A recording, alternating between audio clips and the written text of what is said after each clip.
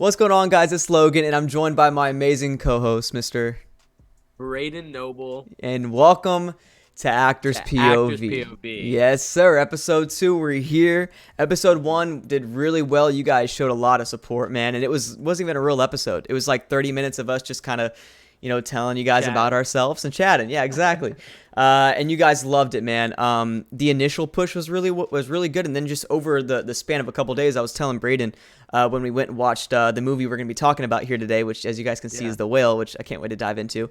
I was telling him, I was like, bro, even the days after the episode got released, you guys were still ranking up views and watching the episode, and that really means a lot. And good news is we're gonna have Spotify up here soon, so you guys can actually listen to the podcast and watch it on Spotify if you want. So big W, baby, big W Big there. W. So you're not just limited to YouTube. Logan had to call go him out the and big do other Hollywood stuff. execs on that one. Oh yeah, I had to pull some strings. You know what I'm saying? I had to pull some strings real quick, but we got it going, bro. We got it going. But no, dude, Brayden, how you doing, bro? Let's start out with that. How you doing today? I'm doing all right, man. I had a pretty successful day. I booked some roles actually today. So Go it was a really yeah. good day. Just tell the people how you feel, bro. I know it feels on good. Come on W. now. Yeah. I will say, for somebody who's still more in the independent indie scene, those wins really are important to you, because then you're on the right path and you're doing the right thing. So no, it was honestly a really good role. I thought that would be good for me, and the team's really great, and I have a lot of faith in the project. So Love that, bro. Love that, be dude. excited. Nah, it's good stuff for you, dude. And the one project you're doing where it's a big one. I'm proud of you. We're just talking about it. My dude's going for it. He's a great actor. Listen, if you guys watched the last episode, if you haven't listened or watched the last episode, what are you doing here? Go watch that first and then come back. Gotta go back. I got to go back, You gotta go back. and kind of learn a little bit about us. But like I said in the last episode, his hard work and determination is what gets you far in life. And then now look at you, bro. 2 projects already in 2023. Starting it off strong. Heck yeah, man. It's a great year. Great year. Love that, bro. Love that. But no, man, we have a great lineup today. I'm super excited about this. It's going to be really good. It's going to be really, really good. It's our first real episode. You got to be, we're going to be sitting here for an hour and a half talking, dude. I don't know. I feel good. Crazy. I feel really good. But yeah, we're going to be reviewing the movie The Whale, starring Brendan Fraser and the rest of the amazing cast, who all were just incredible in that film. And me and Brayden saw it last Friday, a couple days ago. Yeah, 2 days ago. And we have We're only 2 days ago. only That's 2. crazy. Dude, I know, right? What the heck? You met Corn, Man. We had corn. Oh my gosh! Quick detour. Yeah, tell the Freaking people. Corn. I don't know if anyone here has ever watched McJuggernuggets. That was my childhood. And Corn, the cameraman, works at Disney Springs, and I was mind blown. I had to backtrack, and I was like, Did you make videos? And he was like, yeah. I was like, Corn. Yo, Brayden was flipping out. I was, because we were meeting up there, and I went past security, and that's where he met Corn. Was going through security right before that. Yes. And yes, dude, Brayden was so hyped walking up. I was like, bro, what just happened? He told me everything. He was flipping out. It was funny. Yeah. Good stuff. But anyways, we went and saw The Whale. And like I said, we have very differing opinions on it, so that's going to be pretty fun. So we'll get to that first. And then after that, we're going to do acting news. And then we're going to dive into our top 10 movies of all time. It's going to be fun, bro. All time, baby. Let's get it. I'm really curious because, listen, when it comes to The Whale, when it comes to the top 10 movies, we haven't been talking at all. So I don't know what his top 10 movies are. I don't know really what his opinion. We talked a little bit about The Whale kind of walking out, but maybe 10 minutes, 15 minutes? Not yet. It needs to settle in. Well, and that real too. thoughts start to stir, Exactly. You got to kind of, let your thoughts kind of marinate, and develop those. And so it might be a little different. We'll see. I haven't told you everything, how I feel about it. So that's going to be fun. So let's kind of dive into The Whale first, man. I'm going to kind of read the synopsis real quick of what The Whale is. Absolutely. The synopsis says, a reclusive, morbidly obese English teacher attempts to reconnect with his estranged teenage daughter, who is Sadie Sink. This movie stars Brendan Fraser with the amazing Darren. I'm going to try not butcher his last name because he's one of the best directors out there right now. Aronofsky. Aronofsky, I think is how you say it. I think you're close. I'm pretty close. Yeah, tremendous director. Love what he does. Some seriously just unreal films. And with the material he was given in this movie, he just made it. He did a really good job with it, with all the different shots and everything like that. But we'll get into that in a second. And then just this cast overall is phenomenal. Like I said, just a couple of them. You have Brendan Fraser, Ty Simpkins, Samantha Morton, who is awesome. I was surprised when she popped up. Sadie Sink, Hong Chow, who I think is very underrated in this movie, who plays Liz, the roommate. Extremely, and she actually got nominated for an Oscar, and I'm so wait for this ecstatic. movie? Supporting lead, yes. Oh, Yes, dude. Okay, man. okay. I'll give you. Yeah, we'll talk about that for sure. Yeah, And man. and that's just a couple of them. I mean, it's really not a big cast, which is something I definitely want to talk about because you don't. I wasn't really thinking about that when I was watching it, but looking back on it, dude, there's like 6 characters in that movie, and that's it. You know, really weird. Yeah, you got a good Really, point. really weird. But yeah, so we're just gonna kind of give our like brief summary on how we feel about the movie, like a 30-second to 1 minute, kind of what our thoughts are, and then we'll really dive into the cons first, and then the pros right after. We'll kind of give both of our insight and talk about that for as long as we want to talk about it with. But yeah, so I'll start first. I think The Whale is a really fun film. It's based off a play, I think the 2012 play, The Whale. And you really kind of feel that throughout the movie. A 99.5% of the film takes place in the living room. So there's not a lot of a lot of material to play around with. But what Darren did, the director, I'm not going to try to say his last name again. He made it, he did his best to play around with it. A lot of fun drifting shots. We call it on set of Sweet Magnolia as a Serenity drift. I saw a lot of Serenity drifts and just a lot of really playful shots that kind of worked really well within the scene. And the performances are incredible, just unreal by Brendan Fraser and Hong Chow. Like I said, all of them were just insane. But I think that it is a very boring movie leading up to the final 20 minutes. And I know Brayden doesn't really agree. We'll see what he has to say about that. But I think it's a boring movie leading up to it. And I'm going to get into that a little later. But overall, I don't think the movie is that great. I think it's really well made. It's just not really interesting for me. But I do believe that the director, the writing, and the cast is what really made this film something. No, I mean, hey, that is a really good take. That is a really phenomenal take. Yeah. And I'm gonna make a good point. I think on why I liked it so much is I came from a theater background, so I feel like maybe it resonated better with me because of the smaller scale, how it is. Me being used to a smaller like stage, more captivative kind of performance, being live and stuff. But my thoughts on the movie is that I think it was really amazing.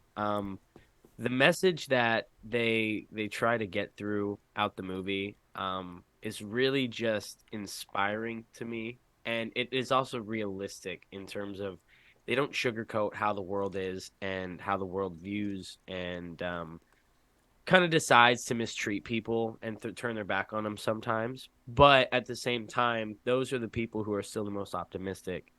But as Logan said, the acting, in my opinion, is a top 5 for me. Like I have never sat there and been so captivated multiple times throughout the film where I was like, "Holy crap!" Like wow, like Jesus, getting chills and stuff. Brendan Fraser, yeah, Sadie Sink, yeah, they did really phenomenal. But and Logan made a really good point, and I agreed completely. Was with how the director, his shots were just phenomenal, and he played it so well, and it felt scene by scene, felt correct, and just there was I could just see the storytelling through every shot. So I really enjoyed it. I really thought it was awesome. There you go, man. There you go. So that's just our initial thoughts. We're gonna dive into the movie really crazy here in a second because Brayden's kind of teasing me with that little. He said the theme of the movie. I'm kind of curious to see what that's about. I know he's been kind of teasing me with that through text. He's like, "Yo, I think all these characters have this one story." You're kind of telling me, bro. You're kind of telling me. So I'm kind of curious to see what you got to say. But yeah, we can kind of start with the cons because I think that you don't have as many negatives. And I don't really have that many either. It's just kind of 2 big ones for me that kind of feel a little off. And then we can obviously talk about the pros, which we'll go on and on and on and on with this film for sure. And I'll do the same. But yeah, let's kind of start with the cons, man. There's two big ones for me. Okay. It just, like I said, I think the number one is it was very, very uninteresting for me leading up to it. And this kind of goes in with my second con, which is just not connecting to characters. And I think this is, I think that's because, well, a lot of different reasons. But I think, you start out with Brendan Fraser's character, his name's Charlie. You feel bad for the guy because he obviously is very obese. He's literally dying throughout the film, but they paint him as this nasty creature throughout the entire film. So the thing that kind of threw me off, Brayden, and this is something I didn't bring up and I haven't told you about until now, is like, they want you to feel bad for this guy, but they don't do anything to make you feel bad for him or make you feel for him. They start out with like the really nasty, masturbation shit. And then you go into just him eating like just in a really grotesque like manner. And it's like you're painting this. I understand why they're doing it, but you don't do anything else throughout the middle of the movie or toward the end of the movie that really make me care for him. It's like you've already dug yourself in this 6-foot hole that you just can't climb out of. And I think a lot of that had to do with risks later on in the film. Because when you paint your main character, especially your main character, in a bad light, like what they did with Charlie, and like I said, I understand why they did it, but once you do that, you have to take big risks to get the audience to fall in love with them. And it didn't work for me. And really, it didn't work for any of the characters in this movie for me. This is a movie I want to watch again, just because I feel like I'm going to probably pick up on certain things. And sometimes the movie theater experience can be a little off. You know what I mean? Sometimes it's good. Sometimes it's really bad. No, I totally get what you're saying. And there might be a smell. There might be somebody next to you. You know what I mean? You don't know. It might just throw you off a little bit. But it was just weird. I couldn't connect with this film. Could not connect with the characters. And it felt like the only character that I really cared about a little bit would maybe be Liz, played by Hong Chow. She was great and she was hilarious. I think she stole the show every time she was on screen, because I think Brendan Fraser had his best moments when he was by himself or when he was with Sadie Sink's character. But when Liz was on camera, her character was probably the most engaging, I guess. And I felt very drawn into the movie and very drawn into that character a little bit.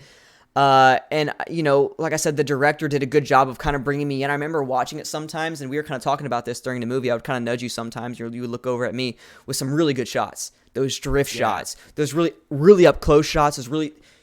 He built the emotion really, really well. But I feel like once again, the first 30 minutes of that movie just threw me off. And when you lose me like that, I'm probably going to be lost for the rest of the movie. And that's just kind of me. But yeah, for me, and it's so weird because as an actor, and I'm sure you can attest to this, Brayden, being an actor, it's so easy to put yourself in a character's shoes when you watch a film. And I think that's why I get so emotional when I watch, really sad movies. And we're going to talk about a few of them in our top 10 movies of all time. But there's some movies that just, I literally, dude, I don't cry, but there's movies that will make me cry. Like I've probably cried more watching movies than real life stuff, and I think it's because I can put myself in these characters' positions with what they're dealing with, and it's almost like a side mission to my job. You know what I mean? I don't know. It's kind of fun. But with this movie, I couldn't do it. I don't know why. And some movies are like that for me. I just feel like I just lost interest early on with it. And I couldn't get back to it. And even with the amazing directing and the amazing acting throughout this film, it was very captivating, but it wasn't enough. And I think a big, once again, going back to what I said earlier with them not taking any risks, there's so many characters that could have had a lot more potential and gone certain ways. And we were talking about this. They could have tied these characters up. Their arcs could have been way better, and they just kind of like throw them away.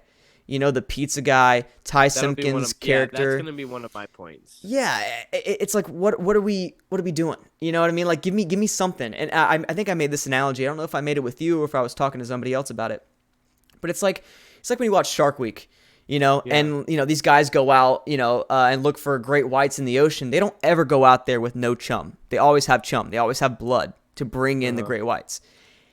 this movie felt like they just kind of got into a boat and went out and looked for great white sharks with no chum. There was nothing that really was captivating, and nothing that really brought me in. And that's kind of my problem with it. But I mean, just like I said, really talented people behind and in front of the camera. Just I don't know, man. It just wasn't engaging for me. Yeah. Yeah, I can follow up on the one note you made. I mentioned Logan. One of the characters, he's a missionary in it. It didn't completely bother me, but the way his character arc was built the entire film, he had a completely twist of an ending to his character. And not even like there, once you guys watch the movie, if you watched it, and I'm not going to spoil it, there is a shock in it that you find. There is shock value to it. But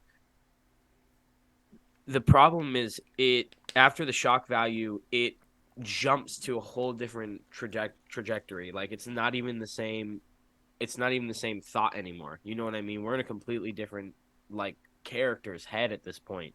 It doesn't seem to correlate to who the character has been the entirety of the film.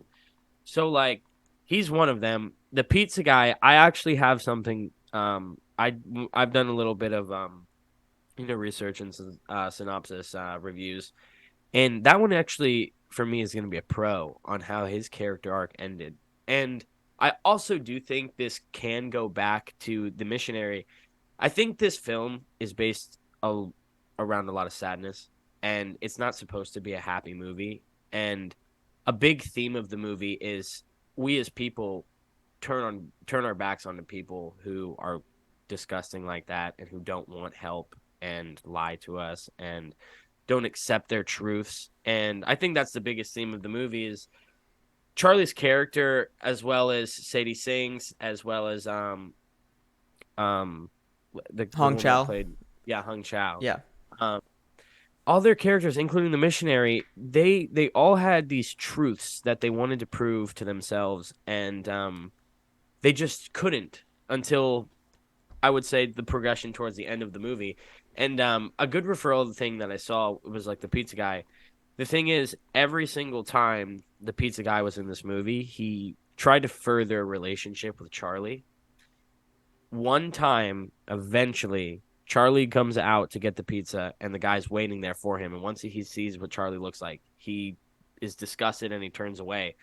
And I think to me, and what I was reading is it's a big reference on like that's how the world is. Like this guy was willing to create a relationship with Charlie the entire time, and all these characters are, but the moment they see what he is, like nobody's willing to help him, and they just turn their back on him. And it is kind of a crappy arc, but when you think about it, it is almost a realistic one too, depending on who it is. The pizza guy I can understand. The missionary, I have to fully agree. They could have gone somewhere a little bit more with his character.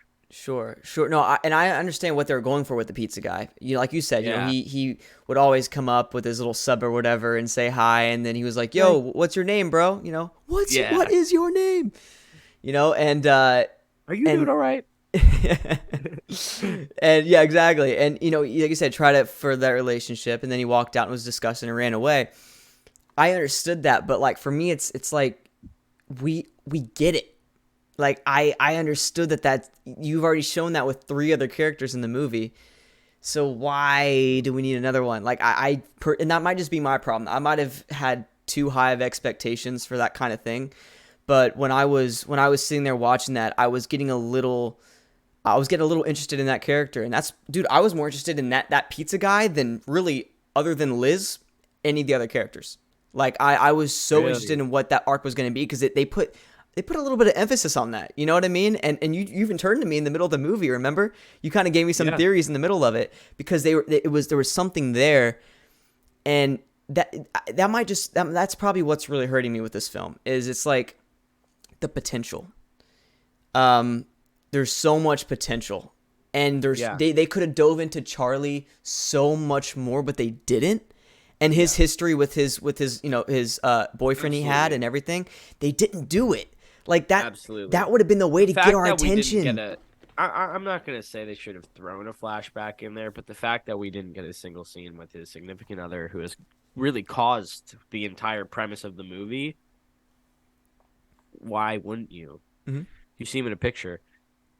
Yep. Um, I don't know. The only note I have for Charlie's character really interests me because I think the story that he ends up reading, the essay that we find out is eventually Sadie Sings, um, it's like really his lifeline. You know, when he starts to freak out, he needs to read it, and I think he has like a really deep connection with the story Moby Dick, and I think that's why it's called The Whale. And with that whole message thing, like that's kind of like one of the messages I got from it is like we all, including Charlie, Charlie saw himself as the whale, and multiple times in the essay she talks about like how he says once they kill the whale, just finish the whale, everything's gonna be better. You know what I mean? Everything's gonna be good again. So he really felt like he never did anything right, and he just wanted to do something right. And at that point, he just thought it was just killing himself because he was worthless.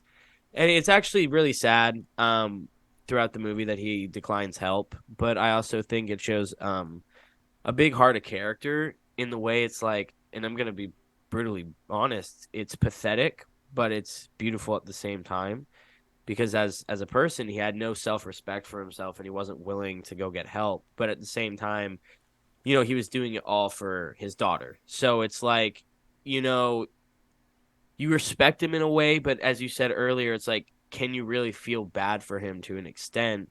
Because like that's what I'm saying. He's pathetic and he doesn't want help. You know, Liz throughout the movie constantly is telling him, "You're gonna die. Like, stop doing that. Let's go to the hospital." He's known for years he's had money and that he could. He just chose not to. And it's Hmm. you're not gonna be able to help somebody who doesn't want the help. And that's where it's like I can see where you're saying it leaves you in a middle ground of do you want to feel bad for him? And you know, on my side, I did. You know, I took it as the little. I enjoyed the little patheticness. I was like, oh, you poor little guy, you poor little dude. Yeah. I Left your wife for a man. You poor little dude. yeah. Yeah, it's like I understand. I understand that. You know, he was, you know, selfish, pathetic, but they emphasize that too much. It's like, which is why I think, Exactly. like you said, a flashback scene might have been the one thing that would have made this movie one of my favorite movies so far. I agree. No, But I honestly think that's you're right with the potential part. That would have yeah, made it a little bit better. sure, and I think that's what got me. And We don't even see Liz's relationship with him. well, Like it's he's that's so involved and he's just not there and there's throughout the only story. 6 characters, 5 characters in this movie, and they somehow didn't expand on any of them. And the only character they really emphasized on, I mean, they tried with the pastor guy, Ty Simpkins' character. She did a good Yeah, job with him.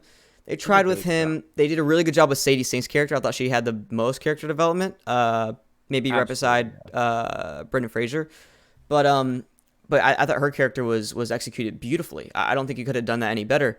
But just give us something, bro. Just give us a little bit of just a cookie. You know what I mean? Give me a brownie. It's just something, bro. Some dessert. You know, something that can bring me in it, and then keep me Yeah. there. And to be honest, the director's vision itself would have kept me there, even Hmm. if the performances went off toward the end, which they didn't. But even if they did, you have me in the whole film now, and they Yeah. just didn't do it. So Yeah. that was my problem. Like I said, I need to watch this a couple more times to really, digest it. Yeah. But that's just kind of I understand what the movie was going for, and it did good at what it was going for. But I feel like just You see one more more thing could have potential. got me. And yeah, 100% exactly. No, I totally no. That's a good take, dude. You know what I mean? I I I'm a big message guy. Like you know what I mean. I get super sentimental with those things, and I resonate a Yeah. lot with it. So I think that's really why I enjoyed it so much. And I don't know, like Brendan Fraser's character felt so realistic to me because he was so, and that's what I'm gonna keep constantly bringing up, pathetic. And that's not even in a derogatory way. His character was pathetic, and it was sad, and it was relatable because sometimes you just don't feel like you're worth it, and sometimes you just don't want to get up, and sometimes you want to eat like crap, and you don't want to see people, but sometimes you don't want to accept your problems. And I think that's like the big theme around the movie is is a lot of them needed their truth, and that's what I was like talking about a little bit earlier. Each character I feel like has very similar truth. They all had something to prove, and they all wanted the kind of the spotlight of humanity, but were kind of grunted away from it. Hmm. So we can dabble a little bit more on that once we go into the pros. Sure, But sure. yeah, that's my little thing. No, I totally get what you're saying though. Like, that's a beautiful segue into the pros, bro. So if you want to start talking about that a little bit, go for it, and we can just dive into it, make it smooth. all You know what right, I mean? Go for it, my yeah, boy. yeah, no. And I've been telling Logan, like, I've been really digging deep into the theme and really just all of the themes in general that are in this movie. There's multiple. And like we've pretty much talked on this one, so I'll just touch on it a little bit, but touching back on base, the whole idea of humanity kind of not betraying Charlie and characters like Sadie, but Sadie fights so hard the outside world because she doesn't feel accepted, and Charlie doesn't want to be seen by the outside world because he feels so pathetic. And the missionary, he runs away because he's not accepted, and the mother doesn't feel like she's accepted because she feels like she failed as a mother. Liz, she's the problem with Liz in the movie is there's so many times she could have done something and saved him, but she just didn't. And is that wrong of her? No, because in real life, that's not her place to say. But at the same time, she pushed for it. There's nothing more she could have done. But at the same time, coming from the outside perspective, you're like, wow, like there could have maybe been something she could have done to save him. And it's a big thing, actually, with a big reason the boyfriend wasn't in the film. I've seen that they were trying to create that whole thing of like that's why Charlie was never really be like able to forgive himself, because Charlie, once everyone had abandoned the boyfriend when they found out they came out homosexual, that Charlie told him he didn't need anybody else. He didn't need God. He didn't need his family. He didn't need Liz. He just needed him. He would love him. And Charlie takes, I think, a lot of blame and a lot of acceptance for um Alan's death. 100%. And yeah, and I think that's it affects every single person in the movie in a way, because he's he's just worsening his condition. He won't get help. He's trying to make a life for Sadie Singh's character, and that's something, another point that leads back to the truths of the movie. He left Sadie Sink when her character was 8 in the movie, and it was about like almost 10 years later when he decided to try and come back, and it was only the week of his death. So he was really trying to connect with her once he was, starting to go. Yep. But you know, and that's where I think the ending, and no, won't spoil anything, but the ending, their truths, they both were able to finally like accept themselves and accept that they've done something right, and she's a good girl, and he's done something good for her, and that she'll be set for life. And yeah, it's like it comes, when I see it, it comes full circle, and kind of a humanity standpoint, you know what I mean? Hmm. You sit there and you look at it, and they all struggled with something at the beginning, but by the end they were willing to go home. Now, do I think, like how we talked about earlier, the missionary, they could have they could have added another point actually on my board as well, by having him explode and capitalize on his character arc, but I just don't feel like he did there. I feel like they stayed consistent with that theme. He ends up getting home, and in a weird way, but he ends up getting home and accepted, and he was happy, and all he wanted to do was help Charlie regardless. You know what I mean? And I think No, you're that's a right. big thing. I think Charlie ends up accepting, I wouldn't necessarily say God, and I'll say religion is a gigantic theme of the movie. It's a Yeah. big premise of the Oh movie. yeah. But I wouldn't necessarily he accepted God, but he accepted the fact that he's not alone and that he was worth saving. And I think that's why the ending is the way it is, you know what I mean? And he Sure. eventually gets that other side and the better life, you know what I mean? The acceptance thing is definitely something that I didn't really see. So Yeah. thanks for bringing that up. No, it makes a lot of sense though. The movie is about acceptance. You look Yeah. at it in every aspect. You know what I mean? Especially surrounding Charlie's character. The fact that you're that's actually beautiful. And then you said everybody went home and did their own thing, went on with their life. I really like that. You're definitely on something there. And I don't expect anything less from this director. This guy is Yeah, unreal, and that's one of he my was pros. amazing. Insane. And that's Yeah, what kept me into the movie, a little bit. Was the no, I directing. agree on that. It was unreal. 100%. He captured the emotion of each scene really well, which is why I really wish I would have been more engaged, because I think that would have been even more impactful. And then you go to the last 20 minutes of the film, which I loved already as it is. If Yes. I would have been engaged, bro, if they would have just thrown me a flashback scene, give me Thrown something me with one just bone. one, bro. That's it, man. Just something. Throw something my way, dude. Give me some chum. That's all I need. And then I will come to your boat. It's exactly what I'll do, and I'll stay there and I'll enjoy it. And that's That's our overall review of the movie. Could have used a little more chum. just a little bit more chum, you know what I mean? Okay, our name's gonna be different now. It's called Actors Chum. But yeah, so that's like, I don't know. I wish I would have liked this movie a little more if they would have went a little bit more with it. But Yeah. we're done with the cons. It just really bothers me. But with the pros, yeah, I mean, just phenomenal job by him. And then I love that theme that you pointed out. I think that's really solid. I think that's it. That is one thing. This movie is very consistent when it comes to pacing and theme. Yes. The only thing that fell off, like you said, was the pastor kid. I don't know why I Yeah. keep calling him a pastor, but whatever he is. Yeah, He was the missionary. Yeah, the missionary. Yeah, there you go. He had some weird personalities. There was something there, which And explore that.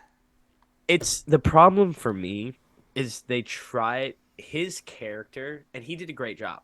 It's not his fault. No, Ty's great. Yeah. What they did is they tried to stay consistent with the character arc story, but tried to stay true to the idea that the world would turn their back on him. And when Charlie felt he was being disrespected because of his sexuality, he got in his face and he was like, "Oh, you think I'm disgusting? You think I'm gross?" And he got him to admit, he was like, "Yes, I do. I think you're gross," which is, you know what I mean? And that caused him to leave, and it left them on a bad term. And I'll say that because his character was really trying to uplift Charlie the whole movie and save him. And I think, in a way, it is wrong and he could have done more, but in a way it makes sense for the themes it was going for, because his character completed what he did. Charlie ended up finding faith, regardless if it was God or whatever. The ending proves Charlie found faith and he was able to find what the missionary described. They asked him at the beginning of the movie, and I think this is a phenomenal thing that they did. They foreshadowed this. Then this is a spoiler, guys. Basically, he starts talking about how Charlie's like, "Hey, do you really think the world is going to end soon? You really think it's all going to end?" He goes, "I do. I really think Jesus is going to come down and he's going to save us all, and the world is going to rebirth and everything's going to be better." And when you look at the end of the movie, that's really what happens to Charlie. He finds that faith, and after he completes his goal, he proved to himself the one thing, that he could do something for his daughter. He got up without his walker and he made it all the way to her, and that was the only thing he wanted to do in life. It was complete. That was the acceptance thing for me, and then he found that afterlife. So that completed the missionary story. And then Sadie her father wanted to reconnect with her. She was finally happy she had her dad back. That was everyone got a little check mark, but we'll always go back to that point. I still think they could have done something different, but I understand. It's like it's more of yeah, no, I get it. B arc. It's more of like a potential thing. You know what I mean? Like Yes. they did good with what they were It's like going Anakin for. Skywalker. Yeah, there you go. Yeah, there's just give us some more. There's more there. They just didn't go with it. But for what they were going for, the movie was good with that. It was just not my taste. I hope my points resonated. I hope my themes and stuff make sense. Oh, 100%. And I know everybody listening and watching, they're thinking the same thing. Yeah, I mean, that you opened my eyes to some stuff for sure. Because what I love about this film too, and especially the last 20 minutes, like I said, that's a big pro for me, is it's open to so much interpretation. Everybody's gonna have a different take on it, different thoughts about it, different feel about it. They might like a character's arc. I might not like it, but they might like it, or I might like it, but they don't like it. This movie leaves a lot to be desired, which I think is interesting, and I think a lot of people are gonna have a lot of different opinions, and I mean, this movie's been out for 2 months now. You look at the reviews, very split. You got people that love it, and you got people that hate it. There's no in between. You It's know, crazy. it's very weird. But there's one thing that's always consistent, and that's the performances are unbelievably good, and the directing is really good too. Those are the two Yeah. things that are always people can always be in agreement with, and it makes sense. I mean, And I'm A24, man, they're oh, such a good they, production wait, company. they made this one, right? Yes, yes, I they love did, H24. and They're they're so, so good. dude. They can do like all different types of films too. That's what I love about them. I They was don't gonna just say do their one films are genre. so diverse, Dude, I man. know, unreal, and that's one thing about A24. They always deliver on really good performances, every single one of their films, Because they did even if their movies. Good, everything, anywhere, all at once. The one that got yeah, nominated, they did that one as well. Like yeah, they're freaking going crazy right unreal stuff. A24 is doing their thing, man. So big shout out to them. Actually, I was thinking about getting one of their hats the other day, dude, because they're one of my favorite companies now. Oh out there. yeah, But yeah, that is one very consistent thing with them is their performances. So now that they were behind it, it makes a lot of sense now. yeah. But yeah, no, those Oscar nominations, I'm so happy that Hong Chow Ah, actually dude, got man. a nomination. I didn't even know that, dude. She Yeah, deserves it. She's very underrated. I love Brendan Brendan and Fraser, her. but Yeah, they had their connection in the movie was my favorite because yeah, you never see one like that in movies today. It's either really romantic or they're like siblings, but like this was like that was his best friend inside of the haunting shell of someone he used to love. You know what I well, mean? that's what I was just about to say. I just thought of this now. You know, that connection, maybe they didn't do a flashback because they thought that connection was good Was enough to show what that yeah. relationship was like with his boyfriend. That Uh-huh. might be what they're trying to go for there.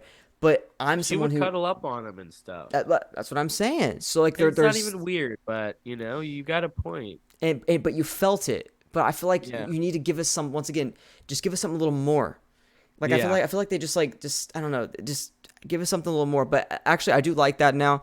That is definitely a big pro. I didn't even think about that, but and I'll view that way differently next time I watch it. Which is once again why this. Listen, this is our first time watching the movie. We're gonna have very different Heck yeah. opinions on it the We more we talked watch the it. first thing we said when we left was like we're gonna have to watch it again. Yeah, Like, it's we're it's gonna one of go those you back got and to let watch it one more resonate, time. 100%. Yeah. But yeah, no, this is like I said, good film, incredible performances, just a movie that it's not really rewatchable for me. I'm gonna watch it again for sure, but not very rewatchable in the sense of it's a movie that I just put in on some Saturday night. Yeah. But a good movie. So let's yeah. Any last thoughts on it, Brayden? No, I mean, I guess my little review is I would definitely watch it again. It's gonna make an appearance again in the episode, a little hint, and it's gonna be Oh, controversial. whoa, whoa, whoa, whoa. It's gonna be Okay, all controversial, right. I but was thinking about that too. and That's I'll great. give some explanation on why. I have explanations for Oh, because I hope it's not this top is three. no. Okay, okay. So my thing with it, and this is just a go for later because I know we'll dabble on this later. Yep. There's a lot of movies that we haven't seen. There's a lot of movies that I'm probably forgetting.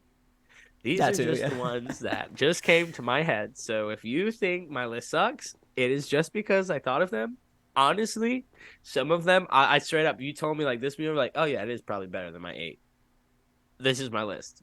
Yeah. Sorry. No, I'm hey, sorry. and that's what people watch us for. People don't watch us to be, I guess, approve themselves, or they don't watch it to see themselves. They watch it for us and hear our opinions on You it. don't Because have everybody's Shawshank different. Redemption Yeah. on there? How dare you, bro? You're not a real actor. You're not a real actor. You Yeah, didn't that's watch how the it other one. goes, man. Yeah, I gotta love social media, bro. But yeah, no. So we'll dive definitely into that. But I want to hear your rank it on a scale of 1 to 10. We're gonna do this with every movie review we do. At the end, we're gonna give it a scale of 1 to 10. Some people like to rank it like A to D or A to F, but I'm more of a 1 to 10 guy. I get more I of am a too. of a good perspective on that. You know what I mean? So go ahead. Also PTSD from school. So go ahead and rank it on a scale from 1 to 10. Brayden, let's hear it. I am going to give the movie an 8.7. That's a good one. That's actually really good. I thought you were gonna go 9 there for a second. I think you were feeling it. You're kind of flirting with it a little bit. You No, I gotta was just say thinking what's about up it. to it. But something I'm gonna give it to him. Dave Portnoy. He established this thought in my head. I don't know if you've ever seen his pizza reviews. He never gives a 10. He's That's true. never given a 10. He'll never give a The 10. Because if you give a 10, there's nothing to is that that's basing the best. That's you yeah. saying it's the best. So 8.7, I think that's, in real terms, that's an A. You know what I mean? It's a good movie. That's true. That's true. That's great. Yeah, for me, I'm probably gonna go just a 7.5 out of 10. You know, it's a good movie. Just a film that had potential, and if it would have done everything right, it has potential to be a 9.5. Easy, easy. The performance is already there. The director's already there. Just one little flashback or one little like just something that would have brought me into the movie, it automatically goes up to 9.5. And if I'd have been engaged, because I love the ending, like I just said, as it was, but if I was interested, great. dude, I would have probably cried. I really would have. But I wasn't engaged. You know what I mean? Would have as cried much. if Logan wasn't there. Yeah, we've all been there. Trust me, I'm gonna talk about it in my top 10 movies. We're gonna get to that in a minute. But no, man. So yeah, I give it a 7.5, and then Brayden with the 8.7 out of 10. So we're actually not too far apart. You're not actually not. Yeah, it's not bad. Not That's too not bad. bad. Not too bad. I'm just a little more harsh on it. A little more harsh. But yeah, overall fun movie though, man. That was a good little review. It was a good time. You know what I mean? Yeah, it really was. Yeah. It's just an excuse so we can go see movies together. That's exactly what it is. That's what we formulated this whole podcast on. You know, we just got to hang out more, make some excuse, because we never do go it. Back and watch Batman, and because that's one of the first times me and Logan ever hung out was we watched Batman. What a great like first hangout, bro. It really was. It was freaking awesome, man. That was a good one. No, that was a blast. But yeah, you guys go ahead if you're watching on YouTube. Make sure you guys comment down below what your thoughts on The Whale are, starring Brendan Fraser. What do you guys think about it? What do you rank it on a scale of 1 to 10? And yeah, just let us know, bro. Let us know. Also, you can DM us on our Instagrams if you have any questions about what we think about it. We'll kind of break it down even more for you guys. But yeah, good little segment there, bro. Look at us, man. Being all professional and stuff. Come on now. Come on now. So let's kind of go over some acting news, man. Nothing too crazy here.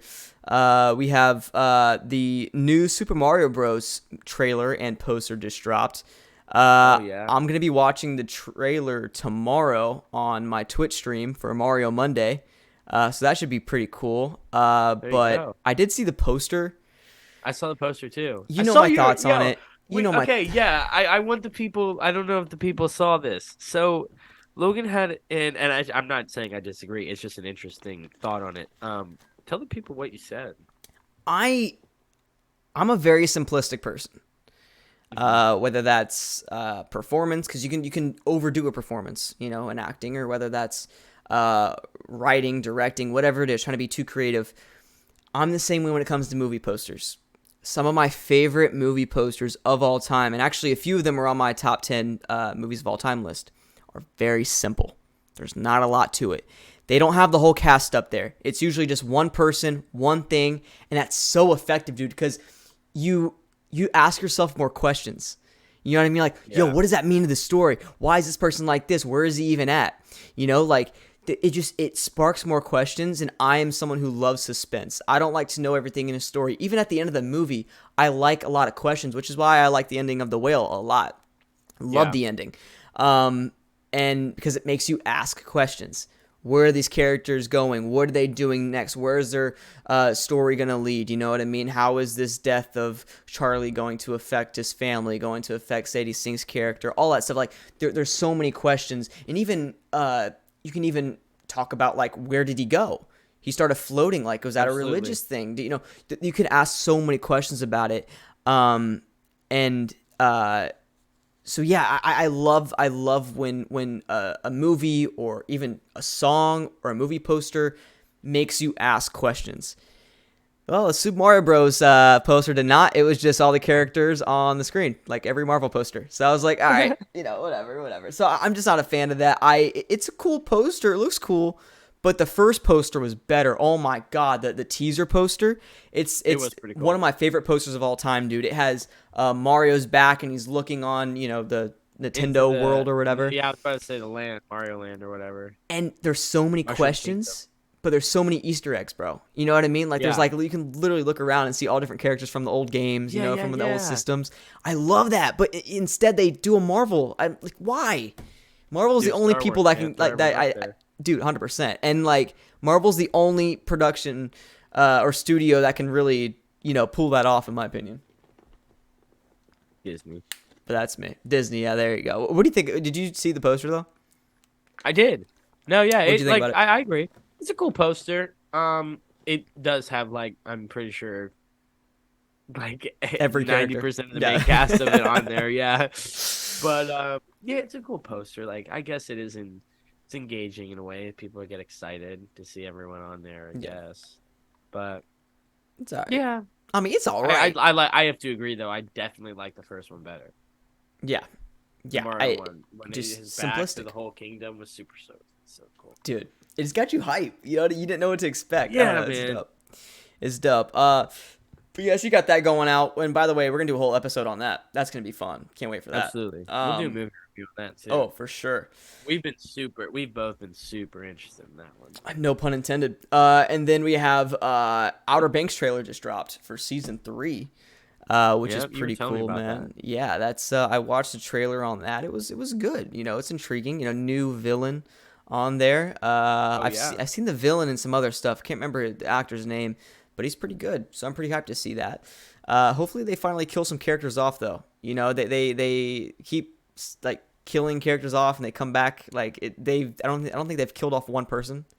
Oh yeah. It's I don't know why Outer Banks does that, but hopefully they kill off some people. That'd be pretty fun and add some craziness to the show. But yeah, look good though. I'm gonna watch it. I'm pretty excited. I love the Yeah, I'll show. take a So look at it. yeah, you've seen season 1 and season 2, right? No. Yeah. Wait, you haven't seen season 1?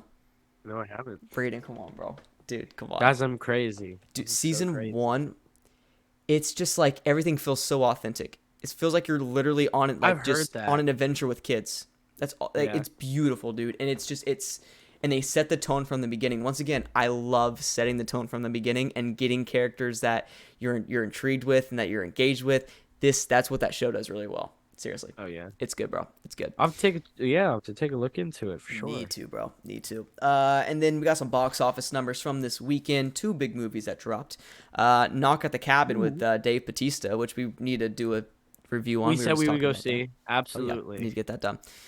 Budget was 20 mil.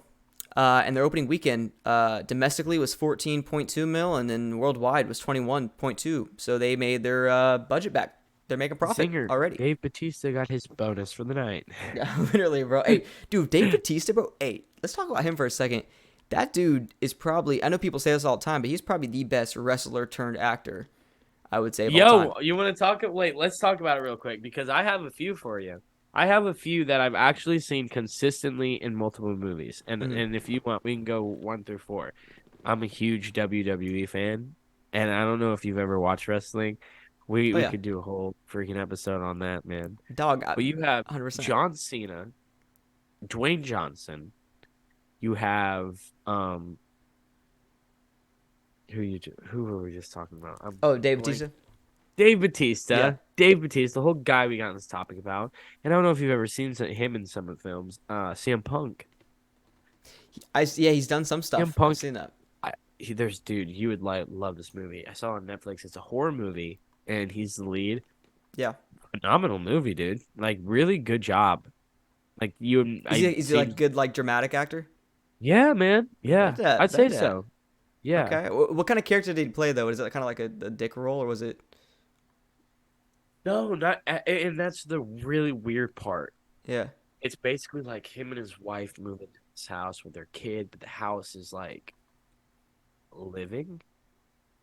Oh. It's like there's a All right. person in the house that controls the whole house somehow. It's like really Yeah. weird movie, dude. Like I suggest you watch it. It's creepy. But Yeah. he does a really good job. I like It's that. it's That's kind of cool. one of those things though. It does have a smaller cast. It is Mhm. probably like maybe less than 8 people in the whole movie. That's But okay. I'm down yeah. for that. I'm down for that. If you execute it in the right way, it's really sexy. But no, dude, Yeah. I grew up with WWE, bro. I watched from like 2010 to 2014. Oh yeah, And really. that's like I don't know, so nostalgic, bro. Randy Orton, Rey Mysterio, probably my top 2.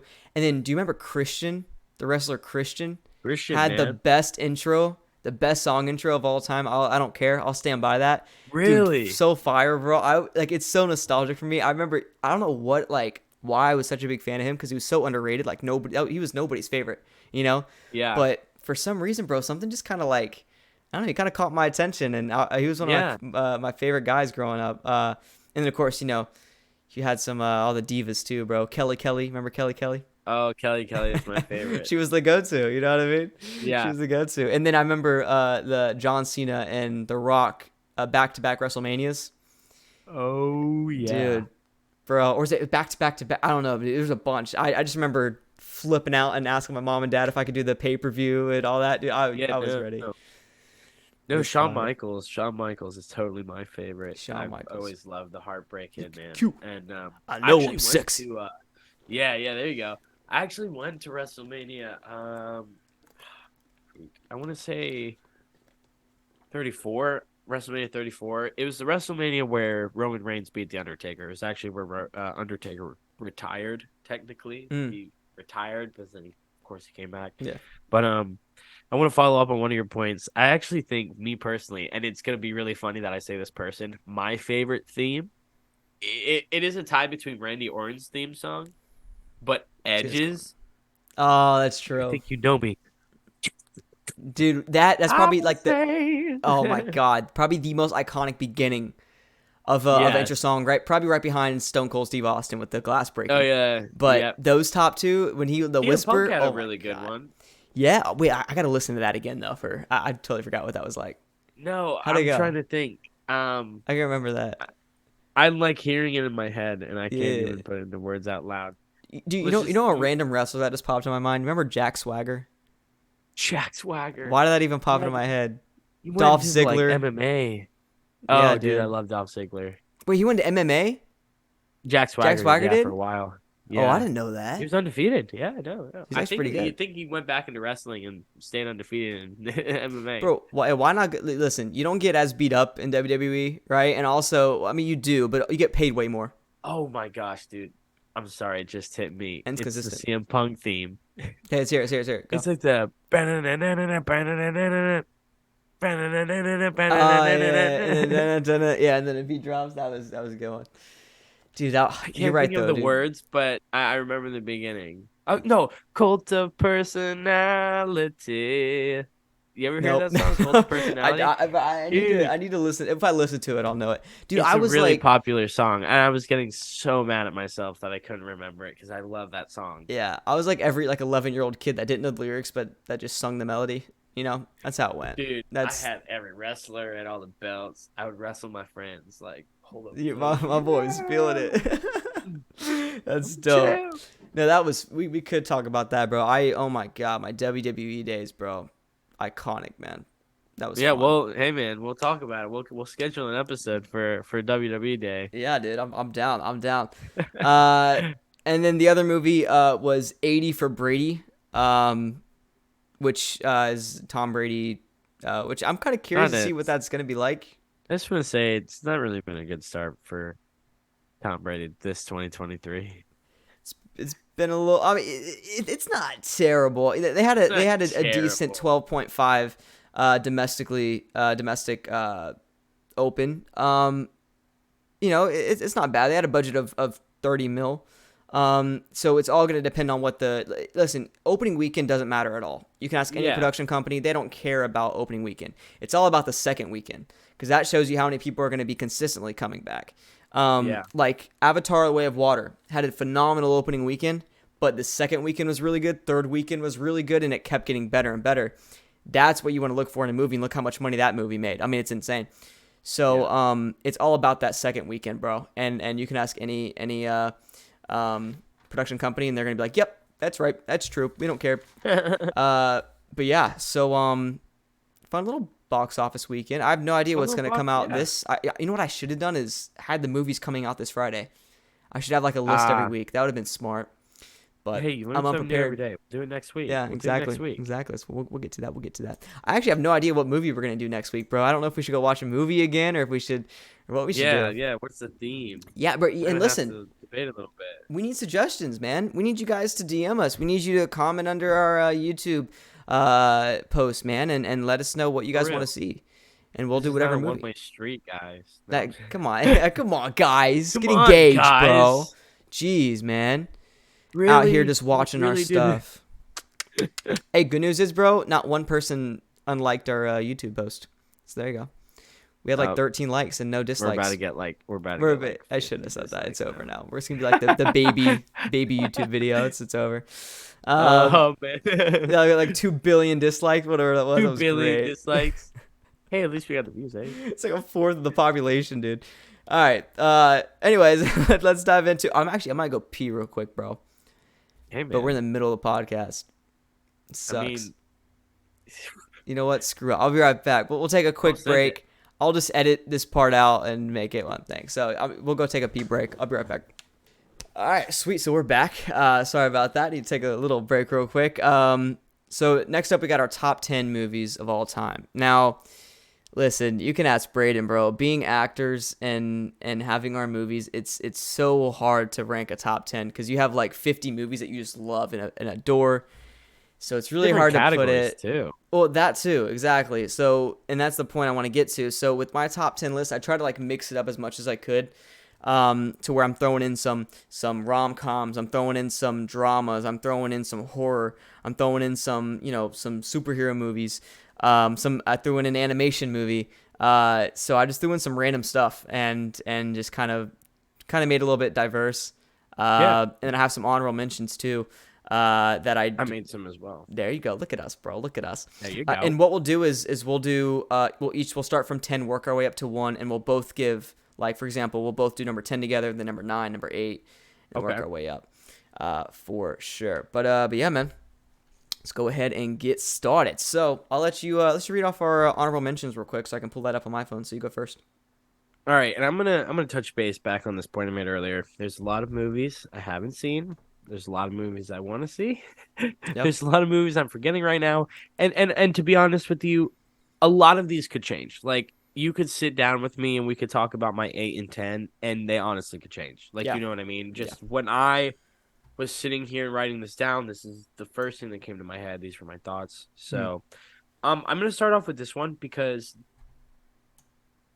if we were making a list on what I thought was the top 10, this would be on it. And it's a movie I want to see, and nobody flame me for not seeing it. But The Wolf of Wall Street, I think that's a top 10 movie. I think it's phenomenal. And I wish I would just watch it. I don't know really why I haven't. I've seen like the top 10 clips on YouTube and stuff, but yeah.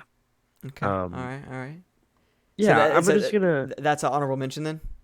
Yes, it is an honorable Okay. mention. Cool. It's in the cheat category though. You know what I mean? It's Yeah. in the cheat I category. get that. I get that. Yeah. Yeah, I'll just go through a few of these quick and whichever ones you feel like you want to hop in on and we can talk about, you just you tell me afterwards. Yeah, So go for it. I put Gatsby in there as well. Great Gatsby. The Conjuring, one of my favorite horror movies of all time. There is another horror movie that I would slightly put above it. I forgot And it's about that. personal. Shit. It is personal. And I honestly thought about putting it in the top 10, but I already had a horror movie in there, and I'll explain why. It's not even that I like it more, but why I put it there instead. Hacksaw Ridge, just phenomenal. We talked about this movie before. It's a good Phenomenal one. performance. It's a good one. Toy Story 2. Enough said. That's the best Toy Story movie. I'll give that one to you, dude. That's a good there one, you bro. go. That's my That's childhood. how I right there. feel. This one is a really personal one for me. I would love to talk to you about this one if you've seen it. Bernie the Dolphin. It's a good one. Bernie. Yo, that's my. I'll chill out. I'll chill out. That was so good. Oh, Yo, shit. All right, I go was ahead. not expecting that at all. That's what Brayden does in his spare time. He watches dolphins. I no, just specifically Bernie. No other dolphins. You don't discriminate. All right, go ahead. I don't discriminate. I don't know if you've ever seen it. As Above, So Below. I've not seen that. Oh, dude, it's this horror. It's a found footage horror film, and it's based on. I don't know if you know this. In France, they have these catacombs that are under the entire country, and they're just these tunnels that go deeper and deeper and deeper, and they have like millions of dead bodies, just bones and skulls and crazy under. Yeah, and this is all underneath France, and it's crazy, and that's what the whole movie's based around. Is they as above, so below. They keep going lower and lower and lower and deeper down. They can't get back up, and then big plot of the movie is they eventually get to hell and shit. But you know what I mean? Oh, there you go. Yeah, man. It's dude, honestly, I love that movie. It is a really good movie. So these next few these next few, I think you're gonna perk up a little bit and be like, what? So this next one, maybe not this one, but I have Star Wars Revenge of the Sith in an honorable mention because in my top 10 it'd probably be there. But at the same time, for an experience, Star Wars is big for me. I love Star Wars, and I definitely think it deserved a mention somewhere. But I don't know if I would have put it in top 10. But Revenge of the Sith, my favorite. So I've never seen a Star Wars movie, so I'll just shut up. I know. Well, my boy's gonna be flaming me now for that. Never No, gonna let that dude, we're down. gonna have to watch them, man. Yeah, We'll we have gotta to do it. We watch gotta do some of it. them. We'll have to watch Revenge of the Sith together. I bet. Um, this one I think you're gonna be like, what the heck? Because I kind of have a feeling this one might be in your top 10. This one Oh, might. okay. It is a superhero movie. It is The Dark Knight Rises. I don't know if you have that in your top 10, The Dark Knight but Rises I know with you like Bane. that movie. Or no, my bad. The Dark Knight. I'm Dark so Knight. sorry. So sorry. Okay, you'll see where that is. Yeah. So, yeah, I think that movie is phenomenal, and I definitely think it deserves to be up there. But I have a slight. We're gonna get to that point. You'll eventually see why. Mm. This one, and this one is another one. I have the same category in my top 10, but it's just personally for me. Would I even say the one in my top 10 is a better You're really film? scaring me with this one. This guy's build up, bro. Would I even say this film I'm about to say, or that is in my top 10 is better than the two I'm about to say, but it's the same category? And that one just, and I'll explain why when we get to my top 10, why it's there. But Bohemian and Elvis both deserve a spot in the honorable mentions for me. I think those are some of the greatest films that have come out in our time so Mm, far. Of course, they're biopics, but it's just amazing to see. We have the ability to see with social media all of these celebrities throughout their past, and just to see someone get up and freaking literally be them is right. insane to me. You know what I It, mean? 100%. And I'm just not gonna be. The reason I'm not expanding on some of those is because some of those are in my honorable mentions in my top 10. So I'm just gonna Yeah. sit back. All right, So yeah, no, that's my top. I mean, my honorable mentions, man. So, I don't know if any of those caught your ear. If you wanted to dabble on any of them, no, but yeah, that's a really good list. I have The Conjuring and The Dark Knight in my honorable mentions, yeah, as wow, there well. you go. So look at us, man. The Same wave, Conjuring. I think what The Conjuring did is it took what The Exorcist did and made it better better. I and agree, modernized it and made it just I don't know. The Exorcist, bro. but didn't cheesily modernize it. Right, and that's my thing. Like I know I have some people on here that haven't heard me talk about horror before. I love classic horror. I love 80s slashers. That's my thing. And you'll see I got a very classic horror movie in my top 10, and I'm sure you probably know what it is. I think I did. I You do, honestly you thought do, it would you do. be. Yeah, it is. It is. It's pretty high up there. It's from way back in the day, and I'm into that kind of thing. But The Exorcist kind of gave off. It was creepy, but it was more of like the way that they like So sexualized a cheesy. lot of it. You know what I'm talking about? Oh yeah, Some of no, that stuff. definitely. It was like A little demon girl. That's I didn't attractive, like, eh? dude. I know, and like and it's different than like the demon doing it. It was more of like like the script and everything really went after a 14-year-old girl and made it. I didn't like that. Exactly. It was very eerie, and you can be eerie in a good way. A great example of that is another movie on my honorable mention, which is Texas Chainsaw Massacre. Creepy movie, the original from I think Phenomenal, dude. 1973. It's Yeah, some of the remakes are all right, right, and they're right. definitely worse than others. Hundred But percent. No, but it gave off like it's not even fun to watch that first one. It's more of a net. You want to take a shower after, and yes, there's a difference between wanting to take a shower after and it being a masterpiece, and wanting to take a shower after because it's like some like pedophile stuff. yeah, So no, you know what I totally. mean? Like that's what kind of threw me off. So No, absolutely. I think The Exorcist is a good movie. I think it's a great film. I think it's very influential. So big shout outs to the creators behind it. But it just gave off a weird feel, weird The vibe. Conjuring is its big brother. You know what I mean? It is. But I'm excited. David Gordon Green is doing Exorcist reboot, and one of my friends, I think I've heard about it. Lydia, is gonna be the main girl in it. So that's pretty dope, Wow. man. She's the Hey, new Exorcist girl. congratulations, Lydia. Yeah, she's amazing. Very very talented girl, dude. You'll see her everywhere. She's doing big things, Lydia, but she just got announced come a to couple the days ago. potty. Ah, we Come can to get the her on here. Oh, podcast. dude. Oh, when that comes out, oh yeah, stop playing. We're gonna get her on for Let's sure. go. It's gonna Let's get happen. her. Gonna Make her happen. rounds. But no, yeah, big shout out to her, dude. She's doing great. She's gonna do a great job at that role. But anyway, I just kind of went off on a crazy thing there. Yeah, no. But yeah, so that's kind of what I have there. And then Nightmare on Elm Street's another one I have. I got a lot of horror because I love horror, but like I said, I try to make the Love list those a little 80s diverse. slashers, yeah. Exactly. Classic movie, creepy, fun. I mean, just iconic in every way. And yeah, just unreal. And then Happy Gilmore is a movie that I Happy have on my Gilmore. honorable mentions, And bro. dude, I suck because I'm not gonna lie, I don't have any Adam Sandler. And when we talked about the list, I was Dog, talking all about Adam dog, Sandler being on my dog. list. I expected some up there, bro. I got, I freaking screwed up. I got a couple. I got a I couple. thought about it too, and I'm gonna probably agree with some of them. One's gonna surprise you.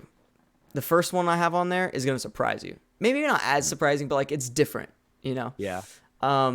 Speaking of honorable mentions, though, I want to also give a big shout out. Well, Happy Gilmore, great movie, by the way. Love it to death. It's probably the most nostalgic movie. Even him putting on his boots in the beginning of the movie, I don't know why. You know, it's Yeah. super nostalgic. And then Adam Sandler is that the one where he's like, or Happy Gilmore where he's like, I want to kiss you all over again. Bro, I forgot what movie that's from, but I think that's what it is. I think it's Happy It's Gilmore, either dude. that, it So might be funny, bro. maybe Billy Madison. I'm not sure. Is that Billy Man, Madison? he's got a lot of. I don't know. know. They're all the same. He has so many iconic movies, bro. That's insane. This guy just releases bangers. I'm just gonna put Adam Sandler as my 8, and just put Adam Sandler there because all of his movies. Yeah, are there you go. pretty much- Take out 8. Who gives a hell about that? Another movie that's an Adam Sandler movie that I'm gonna put on my honorable mentions, which I did not have written down, is Reign Over Me. I think it's Reign wow. Over Me. You probably haven't heard of that, have you? No, man. Dude, Adam Sandler and Don Cheadle team up in this, bro. It is this beautiful drama. It's a drama, and Adam Sandler has his best acting you'll ever see in this movie. Best acting, hands Really? down. Like this, dude. This movie came out in 2006, I think. It proves that Adam Sandler isn't someone who just does comedy. That, and now you have, of course, Uncut Gems and all that proved it. But this was the first one that really showed, like, I'm talking in like I'm an gonna look that up. award-winning type of performance. And dude, we got to do an episode on that. Yeah, man. It's basically I'm about so this down. guy who lost his kids and wife in 9/11, and it's dealing with this guilt, this depression, this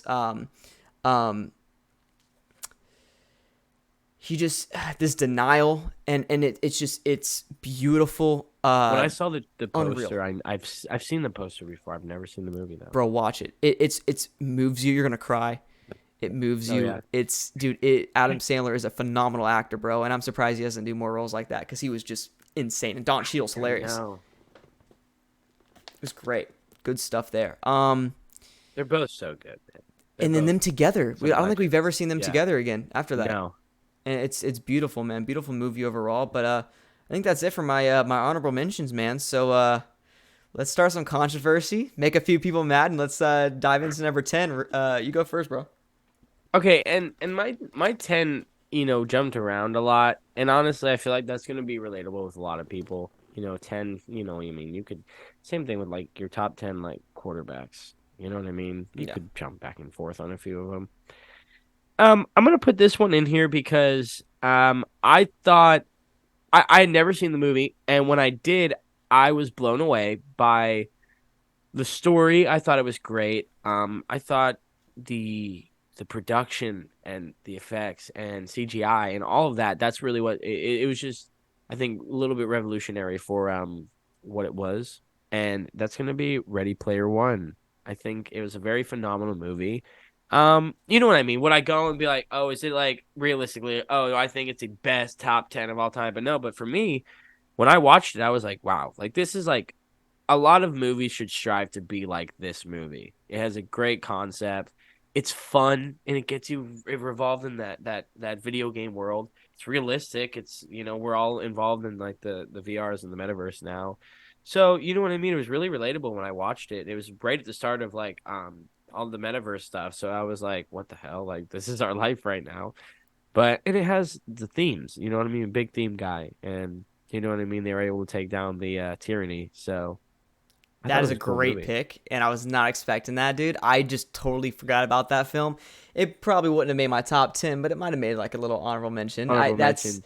it. Like you said, it's scary because you said it's not realistic. I understand what you mean by that, but at the same time, It is. it is. You know, Yeah. you never, dude. Think about it.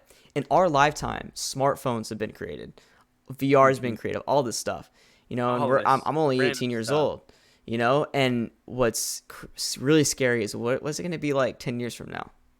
I Another know, 18 man. years from now. What in the world are we going to be doing? Uh You huh. know? What will we Scary have? stuff. Dude, I don't even want to know, to be honest, bro. It's a little scary. Hopefully we don't all die. It's not some Terminator type shit. But no, that's a really good pick, bro. I like that. That's solid. That's solid. Yeah, I want to hear yours. What's your what are we starting off with? We're starting off with Saving Private Ryan, man. Starting Oh off with a man, really good war movie. It was before. fantastic. Listen, it was between Hacksaw Ridge and And Saving that Private Ryan, but Saving Private Ryan, man, I've never seen such an engaging, horrific, scary, brutal first 20 minutes of a movie. yeah, I mean, you are in the midst of just of it, the yeah. sad reality of what these people had to go through. And Uh-huh. it's so engaging. And dude, listen, I keep using the word engaging because that's what I like. I like when you're into a movie, you Yeah. get right into it quick. And you know, the development of these characters, you know what I mean? They change so much throughout the film. Because of the stuff that they're experiencing in the war, you know, they lose, you know, you lose Vin Diesel, you know, overall, you know, early on in it, and all these other great actors and Such an characters. interesting pick. Dude, and that was his first like big movie. Like that was, Yeah, I think that was right. his first movie actually, bro. Like he was unknown, nobody knew who he was. But then after that, he got Fast and Furious, and you know, obviously became what he is now, family. You Yeah. know, Boom. but no, he was amazing in this movie, and his death was really, really important to the story, Yeah. and really moved those guys forward. And the ending when they're holding off the bridge, you know, the cavalry trying to come across the bridge, it's just beautiful. It's executed just in an insane way, and I think it captures war better than any war movie I've ever seen. Now, one war movie I definitely want to see is 1917. I was just Um, about to say, yeah, haven't I seen. want to see it. You So haven't seen either? we'll have to see Dude, it we need to put that on the list, bro. Let's get it. on the list. Yeah, 1917. I've heard a lot of good. I've heard a lot of mixed. I've heard more good, but I've also heard that it's kind of overrated. It's a little rough. You know what I mean? My friend Sean that you met, he saw it and he told me it was the best war movie he's seen for the simple fact it was he at the time he said it was the best movie he saw and I was like, stop, you're bluffing. Like Relax. just stop. Yeah, I was like, relax. And the only reason he said that, and it's the same reason it got nominated for cinematography, man, that it got nominated for the Oscar that year for that. Yeah. Just the shots they did the shots so different. It was always a live action shot, and they had wide shots like throughout the whole movie. The camera like didn't cut from clip to clip. Like they would constantly have someone hanging One shot. on a chair, like, 5 feet off a car, and the car's driving as he's sprinting, and people are running into each other, and it's I've just seen that. a Yeah. constant wide shot, man. And he told me it was like when he watched it, he was just blown away with. And it's weird because he has never really dabbled in film, but he was like talking about the shots and the DP and the director, and I was like, all right, man. So we got to do that then, bro. No, and, Yeah. and those one shot scenes are so hard to do. It's not even funny, bro. I mean, the blocking will take hours just to figure out what you got to do. And we've done a few shots like that, or a few scenes like that, in Sweet Magnolias, man, where it's like a really long shot. They suck. It's fun. It's fun to do, obviously, because it's new and something interesting and adds a little bit of spice in your day. But dude, it's exhausting. I mean, there's so many movements and so many. The scene will take place in the kitchen, and then move to the living room, and it's all one shot. And then they got to get the lighting right, and then you got to make sure everybody's out of the frame. And because what a lot of people don't understand is, when you're filming, like for example in Sweet Magnolias, let's say we're filming in Maddie's house, and we film in the kitchen. You got to make sure the other areas look better, but if you don't ever look at the living room area, that they just throw random stuff in there. They throw lights in there that they aren't using and stuff like that because you're not seeing it anyway.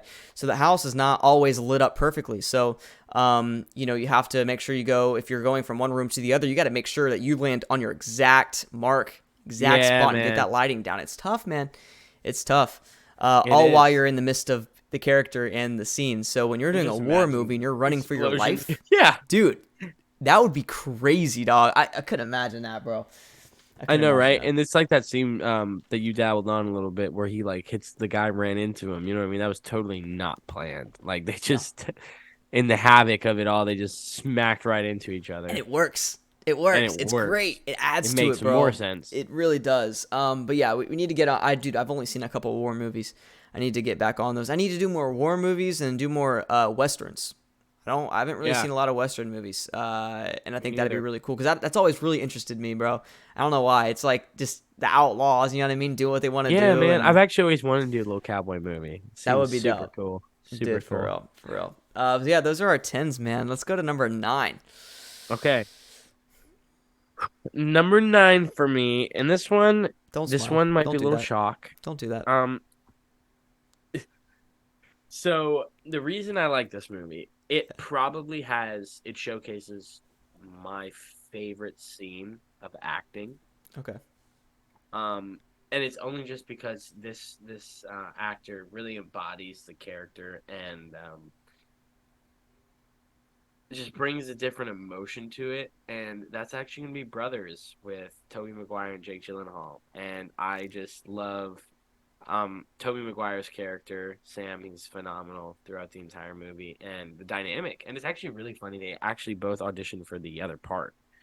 Oh, Jake that's cool. Jake auditioned for Sam. Yeah, and they were like, but they said that Toby couldn't play the douchebag brother. That's That's crazy, bro. yeah, but then he could play the psycho, PTSD. It worked. Oh my God, it worked. And I embody a lot of my roles based off that character. Like I try to find not when I say that, I try to find that same energy a lot of the time when I get to do aggressive scenes or even if I'm happy, like the energy that he found, just you can see in his eyes, like the pain, and like that's real. You know what I mean? So that scene's always resonated with me. The entire movie has, and there's a great cast on that movie. Oh, Phenomenal cast. 100%. No, it's loaded, dude. I've seen it, Natalie and I know Portman. exactly what scene you're talking about. Where he goes Yeah. crazy. Is that the one? Where he Yeah. just goes, dude. My kids. And what's You terrible? fucked my brother, Grace.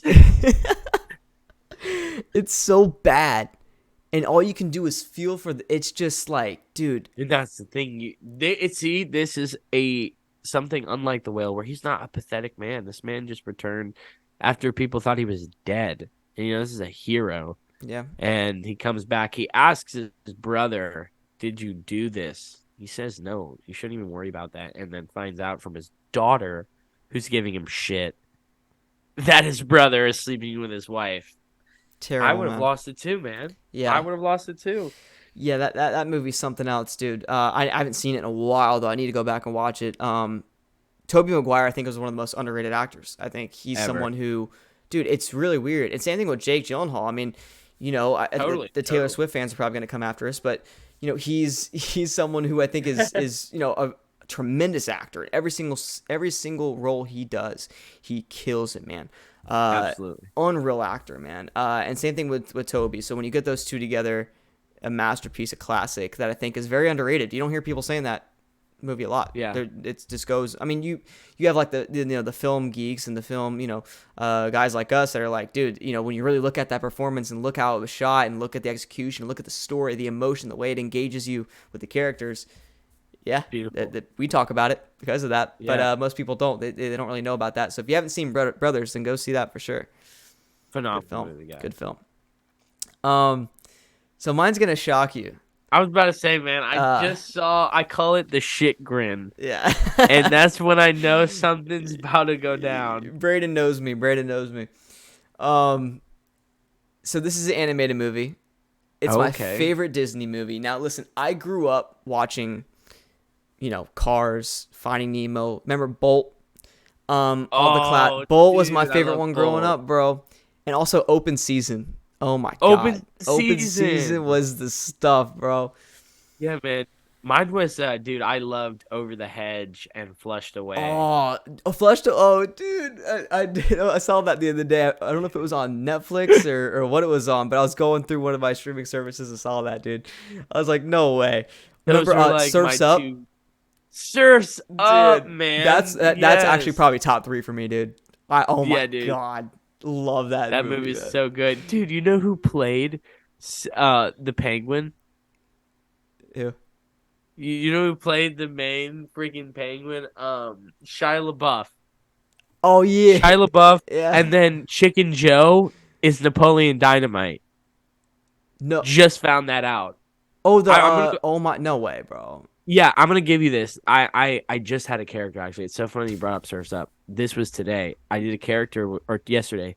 The part was Chicken Joe. They wanted it wasn't Chicken Joe, but it was kind of the character they wanted to loosely base him off of. Right. And I looked up the plot and I wanted to see what his character was like and really start, going back and watching his clips. It's the guy that plays Napoleon Dynamite. It's insane. I didn't And know then when I Zoe Deschanel was in it. I'm saying you go back and look at the cast. What the older guy, that's crazy. But Jeff Bridges. Jeff Bridges. Oh Jeff my Bridges is in it. god, I it's was blown loaded. away. Yeah. Damn, dude, that's a good movie, bro. Good movie, good And cast. and the one with uh David Spade. Um, God, what is it? The one David Spade animated movie. Uh, Emperor's Emperor's New Groove. Yeah, Groove. iconic, That's a bro. good one. That's an Iconic, dude. iconic I one. mean, just love that movie to death. That's a good one too. But no, this one, little later on in my life, Okay. it was, I was in sixth grade, seventh grade when this movie came out, but it's gonna surprise you. It's Moana. Moana is Oh my my favorite. gosh. I love Moana. Dude, this movie, bro, Moana, I've never Moana. been so into a movie like this. And It was really good. phenomenal. And I watched it again the other night to make sure, because I put it in my top 10. I'm like, okay, maybe I'm just, I haven't seen it in a few years. Maybe I'm kind of tripping out. No, it deserves to be in the top 10, 100%. It's a beautiful film. I think it has the best soundtrack out of any Disney movie ever. I will fight. I don't care. And you know who had a big part in playing that and coming from a musical theater, technical geek side? Yeah. Lin-Manuel Miranda. Mhm. He wrote Hamilton. He wrote In the Heights.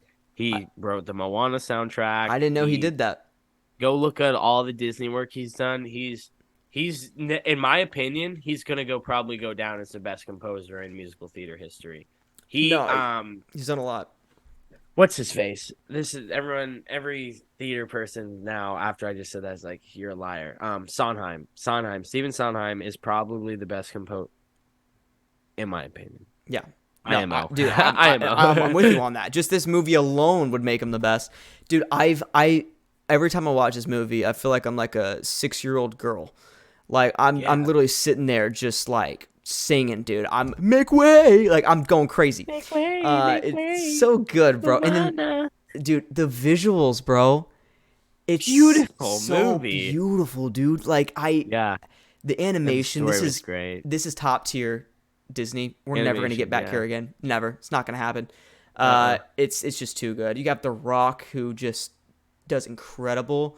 Finally, and then smash something, bro, insane. And then you have Ali'i, the main girl, one of the best voices I've ever heard in my life. Yeah, man, she's unreal, and she was 15 when she made it. Yeah, crazy. So just a film that I love to death. Beautiful message. Yo, that's a very appreciable number 9. Yeah, it's gonna surprise a lot of people because like I said, I grew up with all those other movies, but this one just hits different. Weirdly hits different, but it has the best soundtrack. So I just gotta throw that out there real quick. Yeah, man. So let's move to number 8.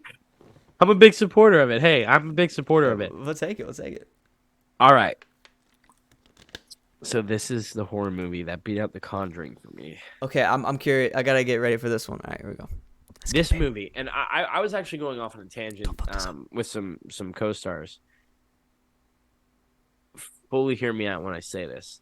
I don't like jump scares when they are just overdone. I think the jump scare, and this is the truth, is the best scare. You in your house, one of your friends would wait around the corner when you pop out of the room in the bathroom, jump around the corner and scare you. That is the most scare you'll ever get in your fucking life.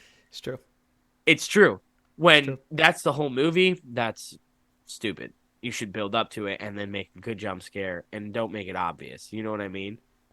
Something in this movie doesn't have quite too many, but that's what I love about it is it's all based around the feeling of eeriness and the stillness that you get in the movie, but you feel like there's worms in your clothes and you just feel Pause. uncomfortable and and then yeah, you just don't want to like I don't know. I sat there and I was like, this is the first horror movie that's kind of like ever made me feel like I don't want to be in the theater anymore. Yeah, And it is a good thing. And that's Hereditary. I expected that. Hereditary, man. I think I've talked to you about that before. That movie is so good. And I just very unexpected moments and the jump scares, like I said, they don't force it down your throat. I feel like they're perfectly placed in there. But it's a very different type of horror movie. But I think that's why I liked it so much. And I like found footage and like paranormal activity horror a Same here. lot. Like that's my thing.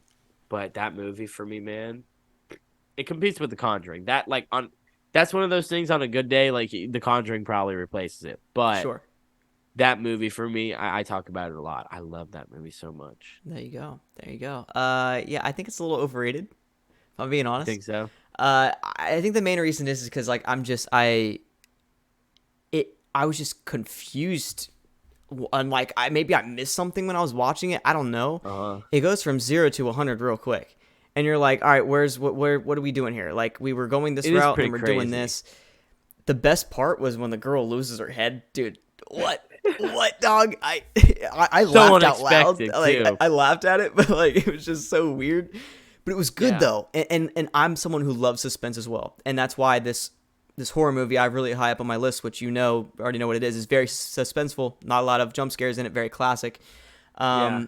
And I'm a big suspense guy. I hate when a movie's full of jump scares. That's what horror was going that route in the late 2010s, and now we're starting to kind of go back to more suspense now a little bit, and Blumhouse has a lot to do with that. So thank you, Blumhouse. Great We love you. company. Yeah. Blumhouse is great. Get me in a movie.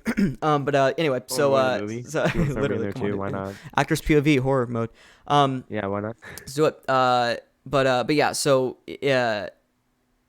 I like the suspense, but that movie it's too weird.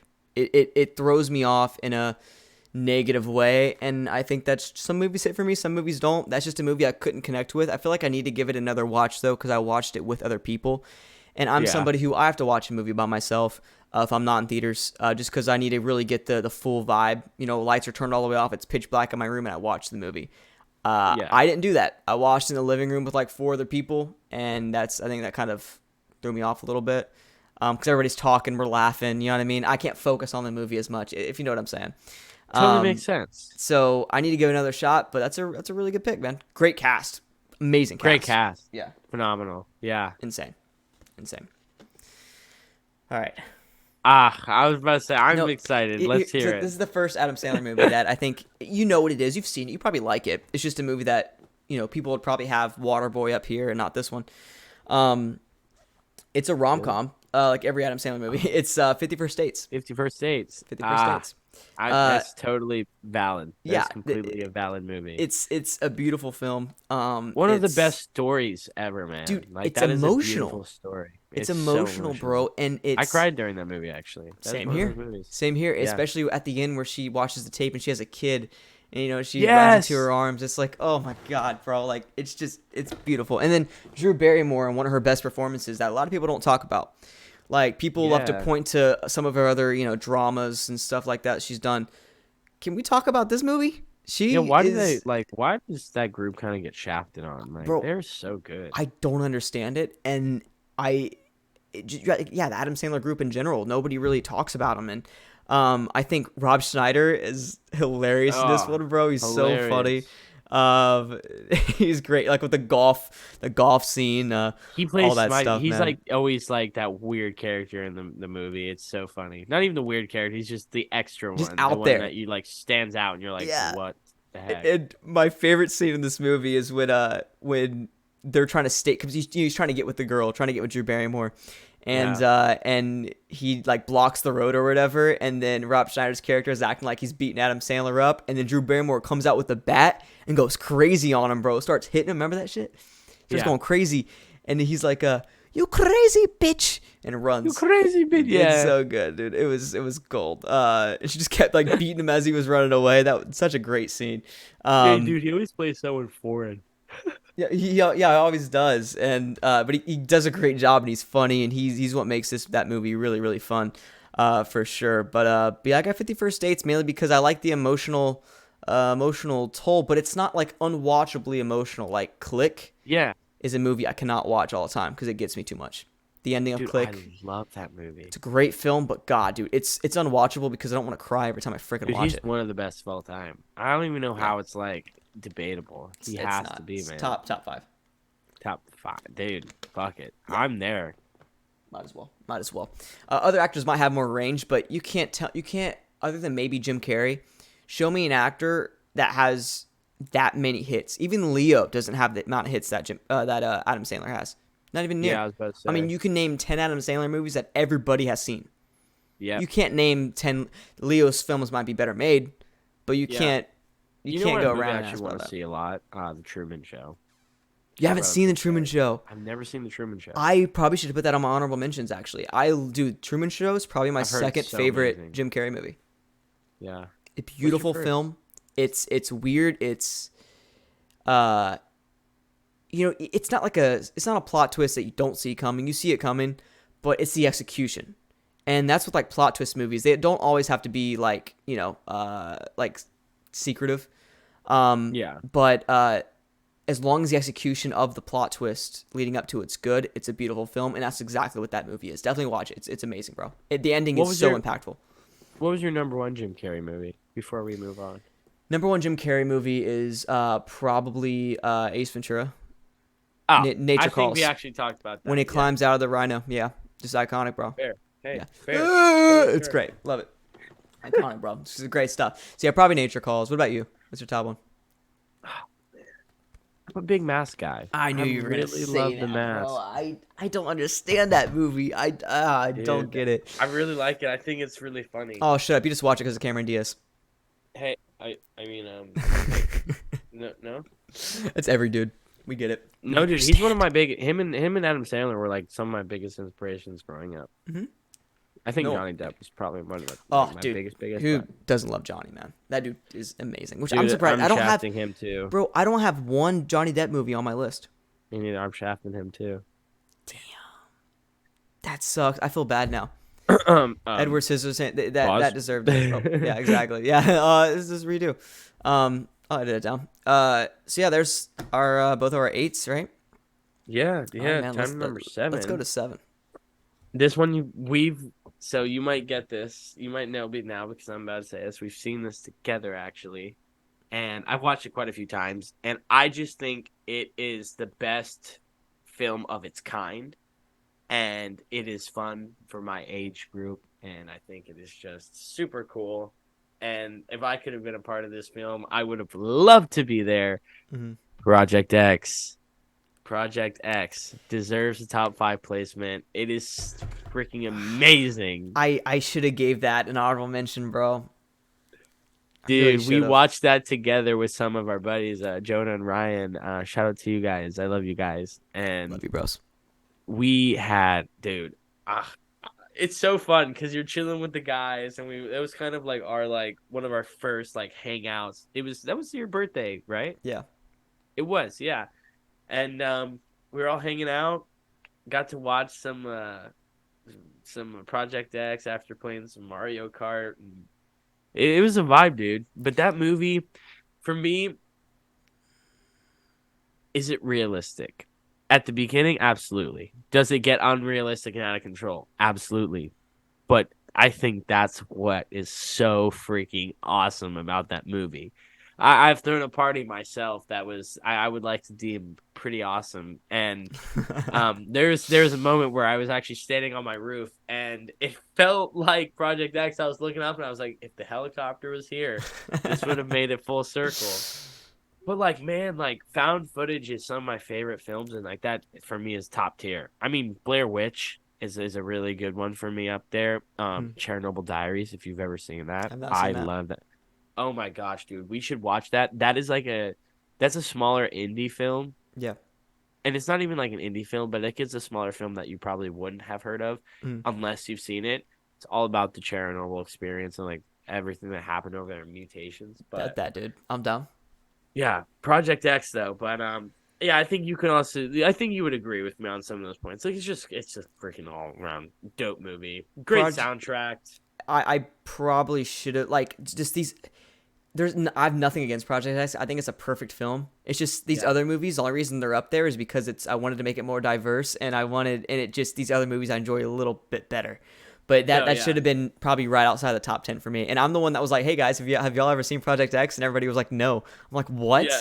Dude, that is like, you want to go back to the early 2010s when you watch that movie. That if anybody grew up or went to high school in the early 2010s, Pursuit of Happiness and stuff, watch that movie and be nostalgic, bro.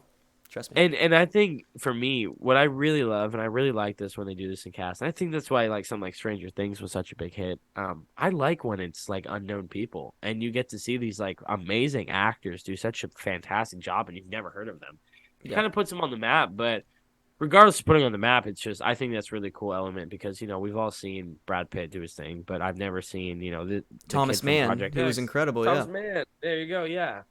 Dude, that is his name. Yeah, I've never seen that. So, and it was really cool in their interviews. I don't know if we all watched that together, but I watched their interviews and they talk about how it was really nice being new together. You know what I mean? That's a fun film. So, that'd be such a fun film to make, bro. Could you imagine? Yeah, right. That's what I'm saying, God, dude. And then you have Miles Teller make an appearance. Miles Teller playing Miles Teller. Yeah.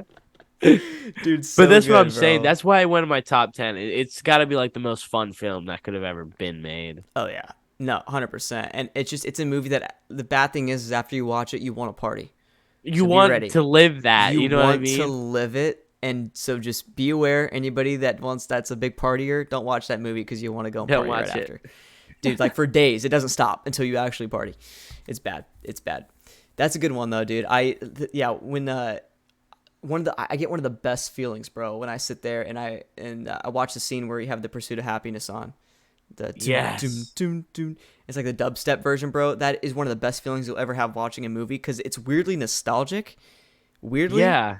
But I didn't experience that in high school, so it's but you so feel weird. Like you did. Right. That's what I'm saying. Yeah. Man. So it's really weird, but it's a phenomenal film, man. Great film. And now we're gonna go on just the opposite side of the spectrum with this one, with my number 7, which is Elvis. Okay, here we go. Man.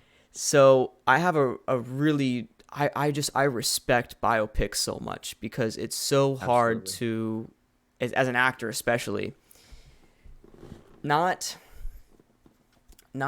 play a character but be a character, and that's exactly what Austin Butler did. I think Austin Butler put up one of the best performances we've ever seen, ever, in my opinion, especially in my lifetime. Maybe not top 5, but definitely top 15 performance we've ever seen. The way that he didn't just portray Elvis, but he bodied Elvis. He became Elvis in so many different aspects. I remember watching this movie, or not watching the movie, but watching the trailer for it. And I was never into Elvis anytime before that. I just thought of Elvis as like the weird fat guy, you know what I mean, from the 70s. Like that's what everybody thinks of Elvis, right? That's just a good singer. I watched the trailer, bro, and I was like, not even because of Tom Hanks. I just saw it. I was like, oh, I'll just watch it. It really intrigued me. Yeah, and I was like, I really learned a lot about him. Dude, and that's what I'm saying. So I watched the trailer, and I fell in love with Elvis, bro. Like, I listen to all of his songs now. I learned a lot about his history, what he did. So then when I eventually watched the movie, every time like a song would come on that I knew, I was like, yo, I know that one. Yeah. And I would start singing along like, it's executed so well, and If I Can Dream was executed perfectly. He sings for a lot of it is really impressive. He sings all of it except for like the later ones, years, which were kind of combined with his voice. So he still sung it. But If I Can Dream, dude, that was such a good thing that you pointed out. I love that scene. That's so good, bro. I know. I love that song. I've seen you sing it a few times, my boy. I got those vocals. Stop playing with my boy over here, yes sir. Hey, yo, what up, man? So yeah, just good stuff. Good stuff overall by Austin Butler, man. Deserves the Oscar nomination and deserves to win. So yeah, just good. It's a good performance overall. And Baz Luhrmann, dude, one of my favorite directors of all time. Baz, yeah. Baz. just did you see the video where he actually did it? Yeah, like in front of Austin Butler. He started dying laughing. He's like, bad. But no, yeah, Baz Luhrmann, dude. I mean, unreal. Moulin Rouge, Romeo and Juliet, two phenomenal films. Romeo and Juliet's one of my favorite movies of all time. It should have made this top 10 list, to be honest, or at least honorable mention. I think that's executed so well. Love Romeo and Juliet. And yeah, Baz Luhrmann in general was just made for this movie. That quick cut type of fast paced thing. But the one thing that bothers me with every single biopic is they don't go full force into like the lifestyle. They're always PG-13, and even if they are rated R, they're not like too into the drugs and all that. They just kind of brush the top of it, dude. I want to see if they've never done a Kurt Cobain one, have they? No, Dude, no. if you do some crazy stuff like that, go. I want to see you go full send. I want to see everything, bro. I want to see their life on the screen. They don't do that. Yeah, Because I guess they're afraid that maybe they don't want to offend the family, whatever it may be. But this is a biopic. that's what they did. Show That's us. their life. That's what I'm saying. Show us. That's the us. one. Show us now. That's the one thing. So like, I don't know. It's a good movie though. Phenomenal film. Yeah. So it's a good movie overall. I really like it. Executed really well. And yeah, thank you very much. Let's go to number 6. All right. So the next one. This one really touches me. In general. Oh shoot. I'm looking at my list. Yeah, don't flame me for my list. Yeah, I actually might flip this real quick because I like my 6 better than my 5. I'm gonna switch it real quick. Yeah. Because I'm gonna put this at 6, and it is The Whale. This is what we were talking about earlier. The reason I have this in my top 10, in a lot of things we talked about, a lot of the cons I feel like have a lot to do with more of the movie itself, which I know we are going over top 10 movies. But for me, I've been having like a best thing about everything, like, you know what I mean? What Ready Player One had and Hereditary and Project X all brought different.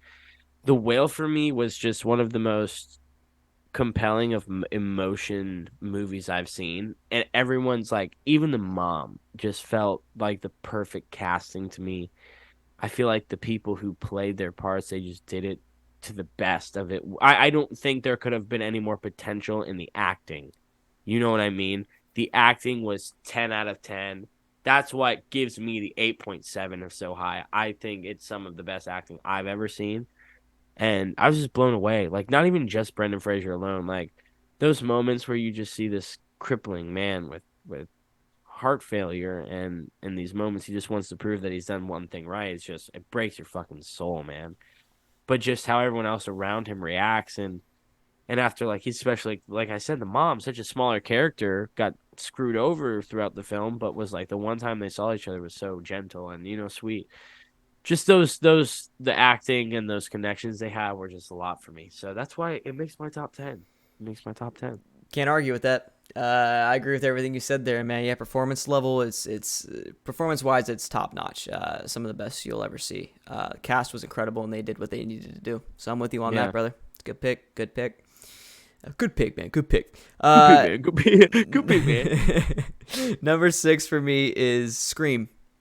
1996. Dude. So, because this is all right. Whoa. When you were talking about the horror movie that you wanted, that I thought it was going to be in there, this is the second one that came to mind. Yep. And I was like, I hope he puts it on there because I know you're a big Scream fan. Yeah, I think you'd actually really like my friend Tyler. I call him Billy a lot. We grew up together playing football and stuff. But dude, he's got the very similar style as you. Like, loves Scream. Loves your other mention. Loves the Joker a lot. Dude, just cool guy. He plays My like God, Dead by man. Daylight a lot. But I'll tell you straight up, this kid, he's the best video game player I've ever played with. Ever. Is he one of those people that just plays like a random game and just is good automatically? He's the best. Okay. He's the best at any game I've ever seen. Like, I might exclude sports games because he just doesn't play them. Yeah. But like, I've never seen him do it. Like, I think we played like 2009 when the Saints were on the cover. Yeah. The last time we played Madden yeah, together. That's true. But like, I'm damn good at video games, man. Like, all my friends will tell you, like, I usually win, but like this guy, just insane. I can never beat him. Everybody has a friend like that, bro. It's ridiculous. I don't know what it's like. Literally, they've never played the game not once, but you play it with them and they just destroy you. Fun fact, I It just actually almost did yeah. Multiverses Professional with him. We thought about doing it a little bit. Oh, Yeah. there. Yeah. You said multiverses. Multiverses. That's a I'm fun one, pretty bro. nasty about that game. Dude, I like it more than Smash. I'll be I honest do with you. too. It's I so do much too. fun, bro. Wait, what character you Smash pick? is so sweaty, bro. What character? Don't say Superman. No. Oh God, Okay, no. okay. I'll give you a list because I started off with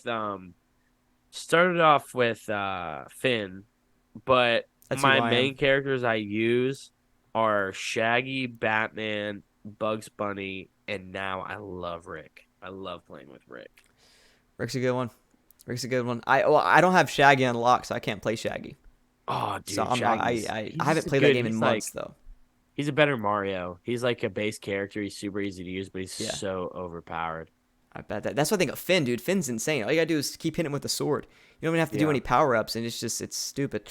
Um, but yeah, so Scream for me is at number 6. Man, this movie is everything you I just want. want to say we started at Scream and then we're over here Yeah, at freaking Rick and Morty, Rick and Morty, freaking Adventure multiverses. Time. Yeah, Uh, but which, by the way, Scream. I just need to say this because it has nothing to do with what we're talking about. The regular show is probably the most overrated show of all time. Just had to get that out. You don't Um, like? Oh, dude, it's my hate it. favorite show. It's so stupid. Favorite I kid cannot. show. It actually pisses me off. Like I can't watch it. It makes me physically mad. Like I don't know why. Hot take. It's pretty hot. Yeah, a lot of people just lost 4 subscribers. There goes half our fan base. But yeah, Scream's number 6. I love Scream to death. Best. I mean, just one of the best slashes of all time. Without Scream, horror wouldn't be where it's at. It didn't only just True. think about it, dude. In the early '90s, there was nothing. Halloween died out. Friday the 13th, Jason was like a little blob of like stuff that went from body to body. I spent this guy to space. It did. And then they went to space. And then went to New York and Manhattan. So like it was just all over the place. And Freddy Krueger, at that point he was doing some weird stuff. Even though they had New Nightmare, which is one of my favorite Nightmare on Elm Street movies. Love New Nightmare. The same guy that made that, Wes Craven, was like, hey, we're gonna make the most I've actually met meta. Robert Englund. Was that I've actually met Robert Englund. you met him? Oh, dude, I did. Was he dope? At the Walker Stalker convention. I get to meet W. him and the original the original Jason, I think. Or is That's the original cool. Michael? I think it's the original Jason. Was it? What you remember his name? Was it Ted White?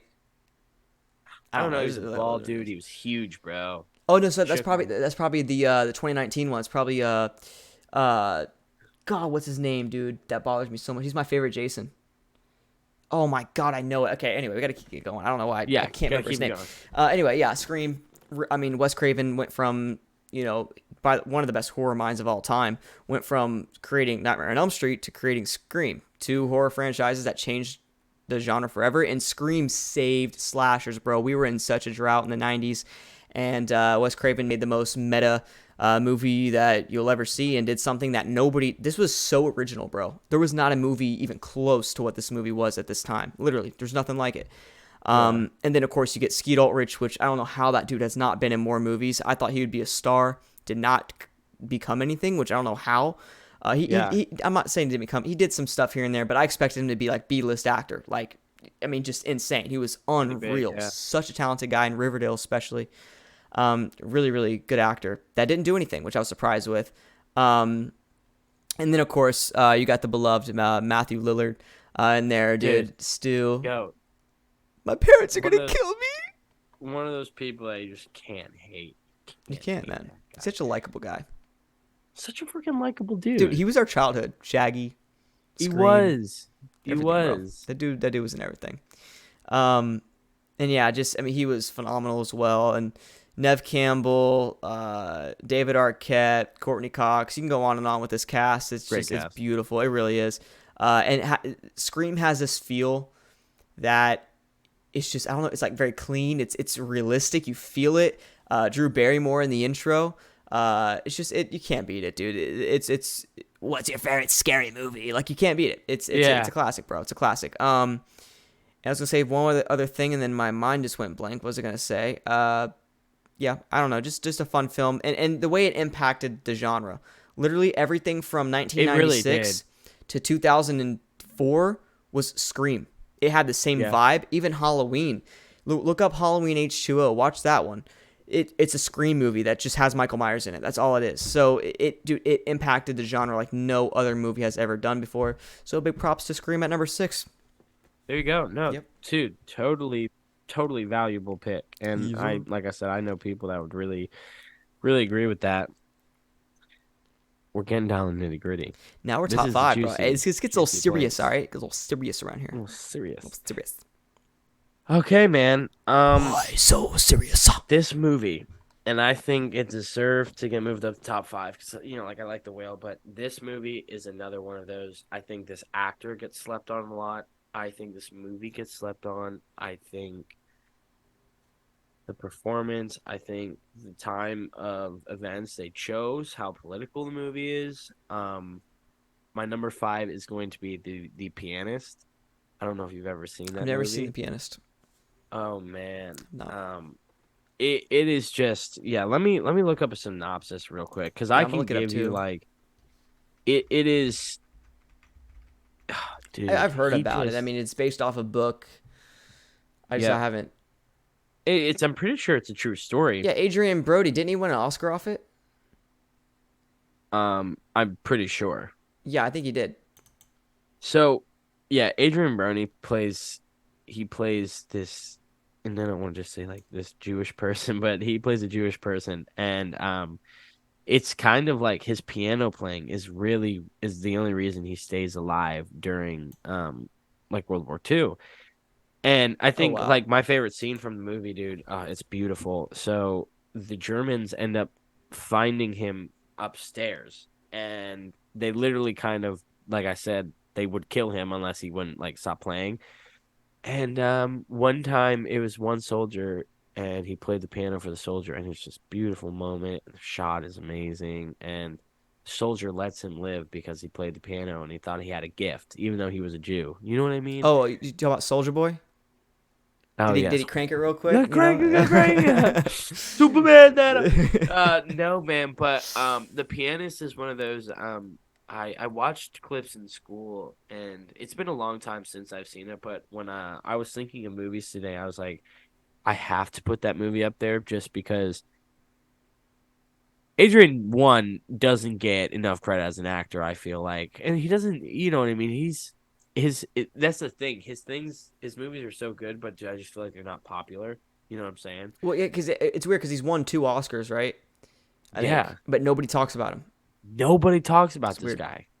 But man, that's one movie I suggest we try and get in. It's really and like I said, the story behind it too. I'm pretty sure it's a true story, and it's beautiful. It's just great. The fact that he was able to survive through that passion, and me, I'm an arts guy. I like the music, so I think it resonates with me with that realm too. But yeah, one of those really good movies. I Check love it out. those like period pieces.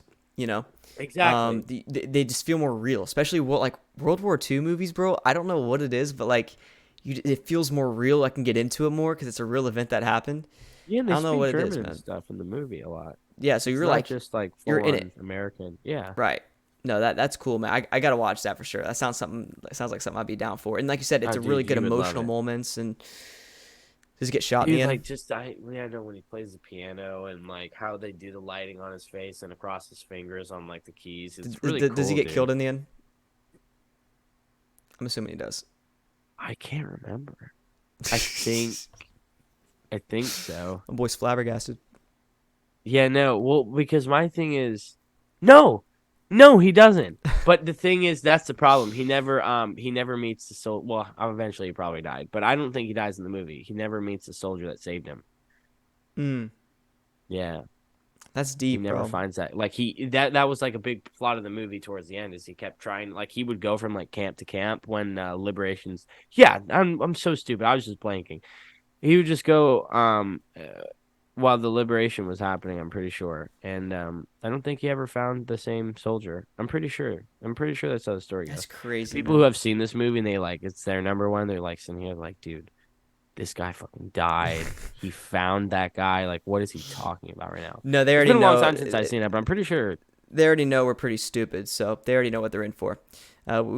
We blank all the time. We don't know what we're talking about half the time. We go off. We go from talking about something to Rick and It's Morty. more of an Wait, emotional rant. it pretty much is. Yeah, this is how we get out our. This is our therapy. So you guys gotta deal with that.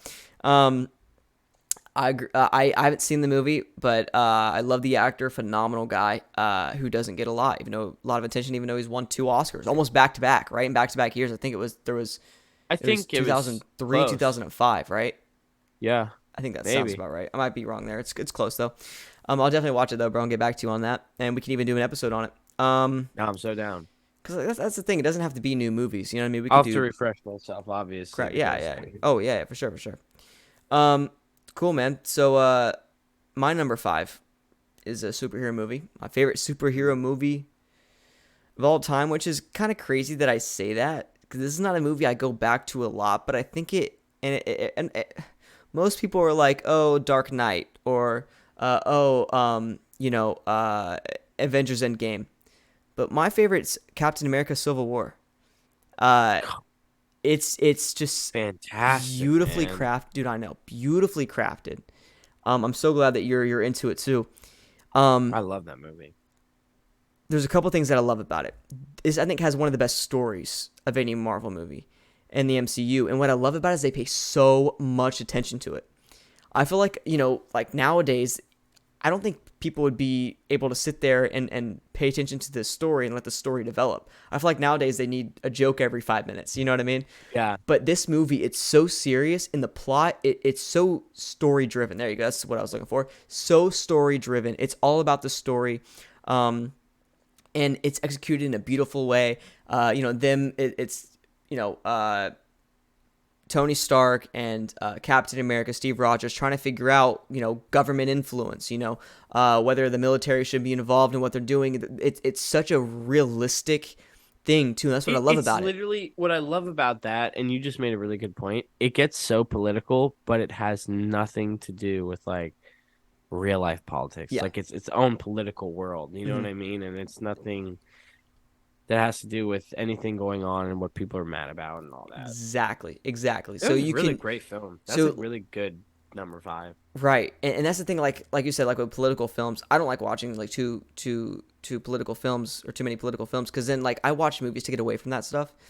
But this movie, you watch it to get away from the political stuff, even though it's still about politics. It's not the same way. You know what I mean?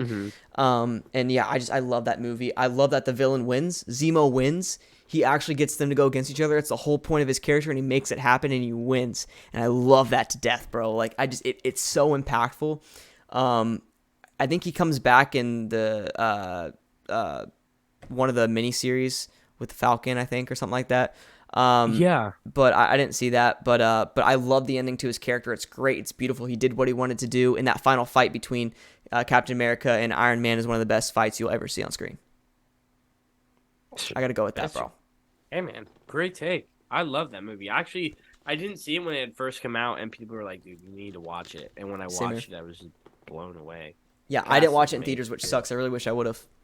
Tom Holland's debut. Yeah, that too. You get and it's like it doesn't seem forced. You know what I mean? Like it's all Not just at all. you get all the superheroes together, and I think the reason I like that movie so much is because we got spoiled with Endgame and Infinity War.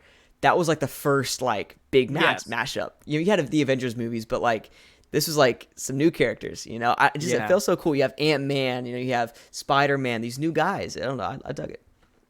No, dude, I totally agree. It Great was a top good one. 5. It was a good one. So All my right. top 4, Mm-hmm. I absolutely love this movie, and I think these two actors are some of the greatest actors of all time. I think just this film, and most people would probably say, like, I know everyone would agree it's a good film. I mean, you're crazy if you say it's otherwise. It's gonna be Whiplash. Trash. I No, love Whiplash. I love that movie, dude, and Miles Teller and J.K. Simmons. yeah, dude, J.K. Simmons. I freaking love them both as actors. I think they're both so phenomenal. But just the parts they played, like the rushing and dragging, and like that's one of those scenes. That's one of those movies, kind of like they didn't hold back. Like he would call them like a fucking pig, like you know what I mean. He's like, "I will fuck you like a pig," and it's Yeah. like, oh my god. And it's because of how passionate they are for the music. And the common theme on my list is music. I love that. But any way you can incorporate other things, it's like a whole dual threat thing for me. But like really like, man, that's a piece right there. You know what I mean? That's I don't even have to really dabble on that one because most people have seen that movie or have heard about it. But it's if you haven't, it's phenomenal. It is so phenomenal. And it's like you will watch that movie and be like, holy shit, like And yo, the tone it music is down. beautiful too. Soundtrack, it's Right? beautiful. It's Yeah. really, I love that. You know what I don't like about some of those types of movies that are like music oriented is that they don't focus on the music. That movie Yes, does, and it it balances it in a does. really really good sense. Yeah, I'm a fan of that movie too. Big fan of Yeah, that. And J.K. Simmons is one of my favorite actors of all time. I love it. So You he's ever great seen in that. Invincible yet with Omni Man and stuff? You ever watched that TV show? What show? Yeah, Invincible. No, but some people are saying that's the best superhero show out there right now. I watched the entire first season. Dude, I've I just need been to. waiting for the second one. Seth Rogen is actually he was in the last episode and he's supposedly supposed to be the new character, like big character in the show. But it's him, Stephen Yeun, Glenn from The Walking Dead, Oh, I gotta watch it, bro. and I love him. he plays J.K. Simmons' son. And the funny thing is, the guy who wrote The Walking Dead, Robert Kirkman, is the guy who wrote this. Oh, but it's animated, isn't it?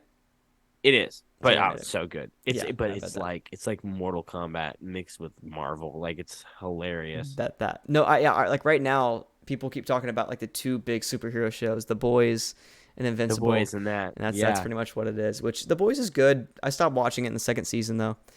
First season was yeah. great. I kind of fell off for me, so I need to get I to like it because Invincible. it's like a realistic life of what a So messed superhero could up, be dude. like. It's so Yeah. messed up, bro. It's a bad stuff in there, and I heard it You gets ever just seen the one with the worse, plane where he was like, "Are you gonna get us down?"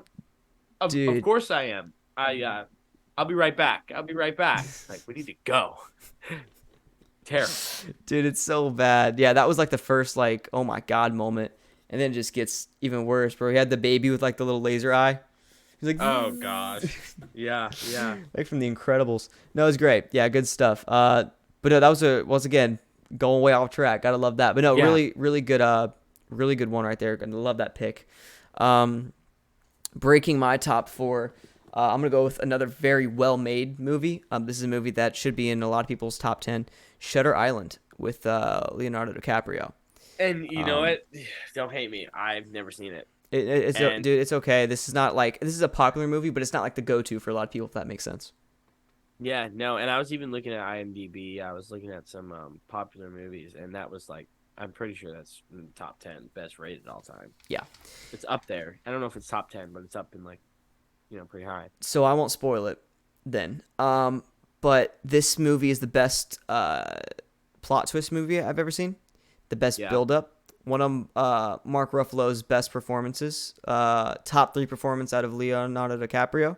I don't know why I said his name like that. But one of his best top three performances out of him. And just, oh my God, the way this movie is constructed, I don't know how you can hate on it. I've never Yeah. seen a movie. Well, number one on my list does it a little bit better, but I've never seen a movie so carefully constructed and be so well made. When you do a plot twist movie, like I said, even if the plot twist is obvious, like The Truman Show, Yeah. if you execute it in the right way, it can still be impactful. This movie, the plot twist only just wasn't like it just wasn't only like you know unpredictable, but it was so impactful. And you've fallen in love with this main character, and once you start to see what's actually happening, who he really is, you're like, dude, it's mind Whoa. blowing. You no, seriously, you need to watch that movie. You trust me, it's gonna be at least top 15. You're gonna love it. This Oh is, yeah. I wouldn't say prime Leo, but it's definitely up there. I think he's had some better performances, but I don't want to take away from his performance in this movie. This movie's never boring. It has a good thriller element. It actually gets a little, not, I don't want to say creepy, Oh but it gets a really? little creepy throughout. Because it's in Okay. it's a mental asylum. So there's some abandoned parts of Oh. stuff. So it's a little weird, bro. But I love it. And then this is a movie that you have to watch right after you watch it. Like literally right after you watch it, you want to watch it again, and you can. They give you little hints as to what the plot twist is, and it's kind of obvious once you watch it again. You're like, oh yeah, okay, there we go. But I don't say his name. Martin Scorsese. I can't say his name. How do you say it? Scorsese. Scorsese. There you go. I screw his name up every time too. Um, he's the director. He's So there you freaking go. But you already phenomenal. know this movie's Yeah, I a was about banger. to It's say. an absolute banger. He does an unbelievable job with everything he Absolute does. banger. And dude, 100%. And in this movie, he once again gives these little hints, something that Yeah. he could only do, and it's beautiful. So yeah, definitely watch Shutter Island and get back to me on that, bro. It's a banger. No, dude, definitely. You watch The Pianist, I watch Shutter Island. Let's do We it. have so many movies that we're gonna have to Oh review. yeah, yeah, I'm down, bro. I'm down. All right, top three. This is where it gets crazy. It gets a little crazy. All right, my man. This one may be controversial, Oh and god. I don't even know. It's definitely a top five movie. It could Unsubscribe now. definitely change. It's Leave. it definitely could change places. But when I was sitting there, I'm gonna tell you this. It came out the same year Bohemian Rhapsody came out, and had Bohemian Rhapsody not come out, it would have been my go-to winner for Oscar nominations. And it is a simple story. A lot of people don't like this movie, and I thought it was fantastic. And it is A Marriage Story. I love A Marriage Story so much. A Marriage So Story. much. I don't know if I've never seen that. Adam Driver and Scarlett Johansson. Oh, yeah, the memes that's come out of that. Yep, Yes. yep. And it was the same year as like A Star is Born and all that. Man, like when I tell you like that is the movie that made me love Adam Driver. Like Star Wars. Yeah. But those last few movies were but dude, this performance in A Marriage Story is amazing, and it's because he's a New York theater director, and Scarlett Johansson plays like this LA popular film actress, and he's like he's technically at the time the bigger deal, but Hmm. it's not even that he's the bigger deal, more she's the face, he's the brains. She Sure. joins his production and blows it up. But that's when people recognize, like, wow, this guy's like fucking great, dude. Yeah. And the whole thing is like they fight over custody for their kid throughout the movie, and not even get sappy and all that. But I've grown up in a single parent household, so I'm a big resonator. So maybe that resonated more with me. But just seeing the struggle, dude, of these two individuals and the things they're going through, and even being in a relationship at the time when I watched it, like you just watch these super small things and the emotion that they got behind their sobbing, and like literally Adam Driver's character like breaks down, he falls on the floor, and like Scarlett Johansson walks right up to him and he grabs her by her like shins, and he's like sobbing in her shins, and she's just rubbing his back. And after he literally looked her in the eye and said, I wish, like, every day I wake up, I wish she would just fucking die. I wish she would just get hit by a car. And then she's like rubbing his back, telling him it's gonna be okay. Like out of every movie I've told you to go watch, like that one, you should. It is so simple, and the premise is so normal, but that's why I love it so much, because it got so much out of me from being a marriage story. That's all it is. Is it a beloved movie? Because you said it was controversial, or is it kind of like a? For me, I think easily I got nominated for an Oscar, man. Like I feel like Yeah, it's a great movie, and I feel like it shouldn't be debatable. But I think a lot of people, I can't even remember what I used to hear about it, but it's just the idea. I guess like some people don't like to appreciate the fact that it was a simpler movie, that it was maybe too boring of a plot sure. because it's all about like it's just a crippling marriage. But I I just find the acting amazing. I'm a big acting person. Like even with I think the script itself was freaking amazing. But if you want to argue with that on me, whoever, I still think the acting was just amazing. Had Bohemian Rhapsody not happened, I would have said he should have gotten the Oscar over like Bradley Cooper and everyone else. Sure. But but That was a yeah, loaded man, year. it was That was a freaking great loaded year. year. That Great was. year. I want one of those again, man. We got a good one this year. Got a good It one. is a good one It's this a good one year. this year. Which, by the way, we're gonna do when the Oscars are in March, I think. So, Yeah, I was about um, to say we're the doing an week episode on that. before, yeah, the week before we'll do our predictions, And then and we'll we'll do go the through it, freaking our reactions and then our after. Let's make reactions. That's gonna stipulation. be interesting. Yeah, it's gonna be really interesting. Yep. Gotta keep it civil. Uh, yeah, dude, I'm with you. That sounds incredible. I'll definitely get to that too. For sure. As you guys can see, we don't know our movies. All right.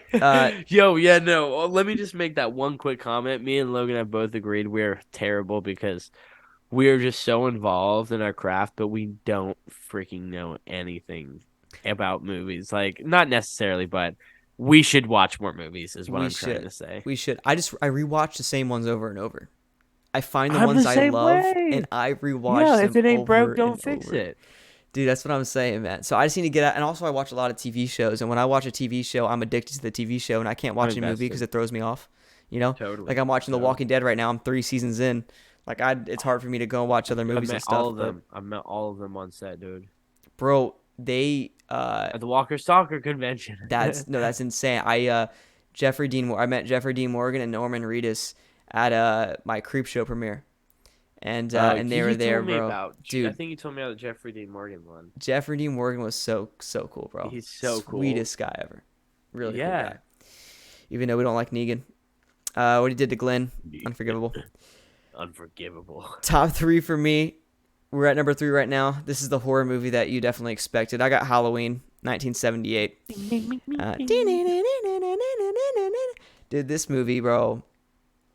I actually almost had Halloween 4 up here in the top 10 because Oh, Halloween really? 4 is the first horror movie I ever saw and first Halloween movie I ever saw. Um, and it's the most nostalgic. And I remember growing up and having nightmares for 5 years. But Halloween 1978, it's a classic. I love it. It's everything you want in a horror movie. It's more suspense than jump scares, but when the jump scares do happen, they're effective. Love the story. Jamie Lee Curtis, obviously in her first role, becoming who she is now. Donald Pleasance, Banger. which is one of the most underrated actors of all time. Go look up some of the stuff he's been in. Bangers. Banger. Bangers, bro. Just banger. Definitely like the Godfather of horror. It really I'm is. gonna say that straight up. Like, Well, Halloween is just dude, Friday the 13th. Go watch the first Friday the 13th. It's literally Halloween. That's all it yeah. is. It's just Halloween at a campsite. Halloween was, dude, so influential. It was the scream of the 70s and 80s. Yeah. It took horror when it was kind of flat on its face. Even though Psycho happened, yeah, Psycho did happen. Yeah, Texas Chainsaw Massacre did happen. But Halloween brought it up to a whole new level regarding No, slashers that we've absolutely. never seen before. Um, Also, Michael Myers is the creepiest, I would say, horror villain out there with that mask. It's Absolutely. just, dude, The movements, he his was so black, pale, stiff. emotionless eyes. Yeah, just so good, Yeah. bro. Just one of the best movies of all time, in my opinion. One of the best made movies of all time, and one of the best soundtracks of all time, I would say. Dude, 100%. And Even though the Halloween acting, theme. it's that cheesy '70s acting, but it's okay. Yeah, man. It is what it is. That's what the standard was. Exactly, bro. It was horror movie. Well, yeah, horror movies back in the '70s was just porn. That's all it was. You know what I mean? Literally, no, like seriously, like if you were an actor and you were on a horror movie, it was like considered to be like terrible. Like that's like the final, like that was like the final, like thing for you, final resort, Wow. and you would be criticized and just it was, dude. All it was just porn, basically, and that's what it got labeled as. Wow. And that's what Halloween got labeled as. And eventually, because when it first came out, nobody watched it. And then John Carpenter added in a little bit of the music, some more, promotional stuff. And then that's what made it what it is. But yeah, Wow. Halloween, absolute banger. Absolute Oh, banger, yeah. baby. No, I already knew it. You know what I mean? I Dude, expected it. That's got to be our slogan. Absolute banger. Absolute Absolute banger. banger, bro. Banger. All right, top two. Top All two, right. baby. Top two. This one, and this is a personal one for me, and it's going to go back to my honorable mentions earlier. If you guys remember throughout the episode, you can pause and go back. I mentioned two of these types of films that I thought are freaking awesome. And I would honestly go to the point as a biopic, they're better than this film. But for me, my favorite artist is this person. I actually saw him in concert this year. The story was just a lot to me, Oh, I and know what it is. it's more of a musical built into it than it is. It's a musical in a film than it is more of a biopic, but it's Rocket Man. And dude, like I said, Elton John's my favorite artist of all time. I got to see him in concert this year. It's on his last tour. I was so lucky. And just seeing that movie in theaters, like Taron Egerton was perfect. He looks like Elton John. He sang all of the music himself, every single song by himself. Elton John was a producer and said, I want you to sing all of the songs and make them yours. I think that is so beautiful.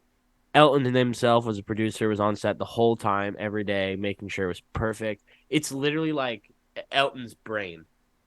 That whole movie is literally just a flashback of his entire life, how he saw it, and he pictures everything perfectly. And like scenes like Crocodile Rock, man, when he plays, eventually what happens is his character, like Taron, he starts floating by his legs. Like his hands are still on the piano, but his legs start floating.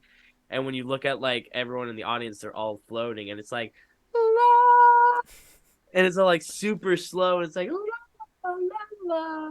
Yeah, And then it just goes right back into it. Everyone goes back into full motion. They fall back on the ground. He's like, yeah. It's just that's dope. so captivating. And he was so flashy and flamboyant. And yeah, dude, it just brought all of it out for me. And like, my musical theater background, it's a musical and a play, man. It's less of a biopic, more of a performance. And it's just, man, you got to No, get around to seeing it.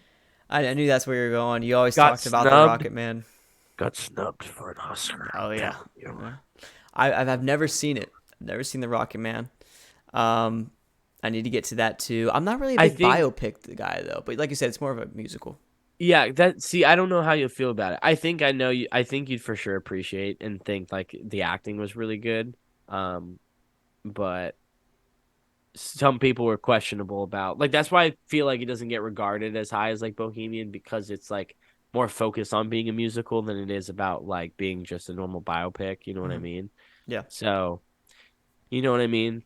I feel you. I feel you. No, But no, no. I mean, as long as the movie was going for what it was going for, that's all that matters. You know, I mean, who cares what those yeah, critics for think, what it was bro? going for, dude, 12 out of 10. There you go. Perfect. Yeah, there you go. Elton's And fan. also the fact that he was involved in like the actual process of it. Like, I mean, you look Yeah. at Elvis, you look at, Walk the Line, all these other ones.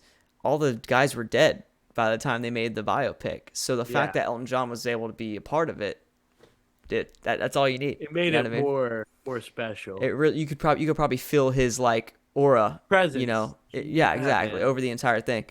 That's a good pick though, man. Good pick. I respect that a lot. I remember you talk nonstop about the Rocket Man, so Oh hell yeah. that's a good pick, Hell brother. yeah. Good pick there. My number two, I got a movie that I just sit down and just enjoy. This is a movie that I probably watched literally, not even joking, probably 60 times in my life.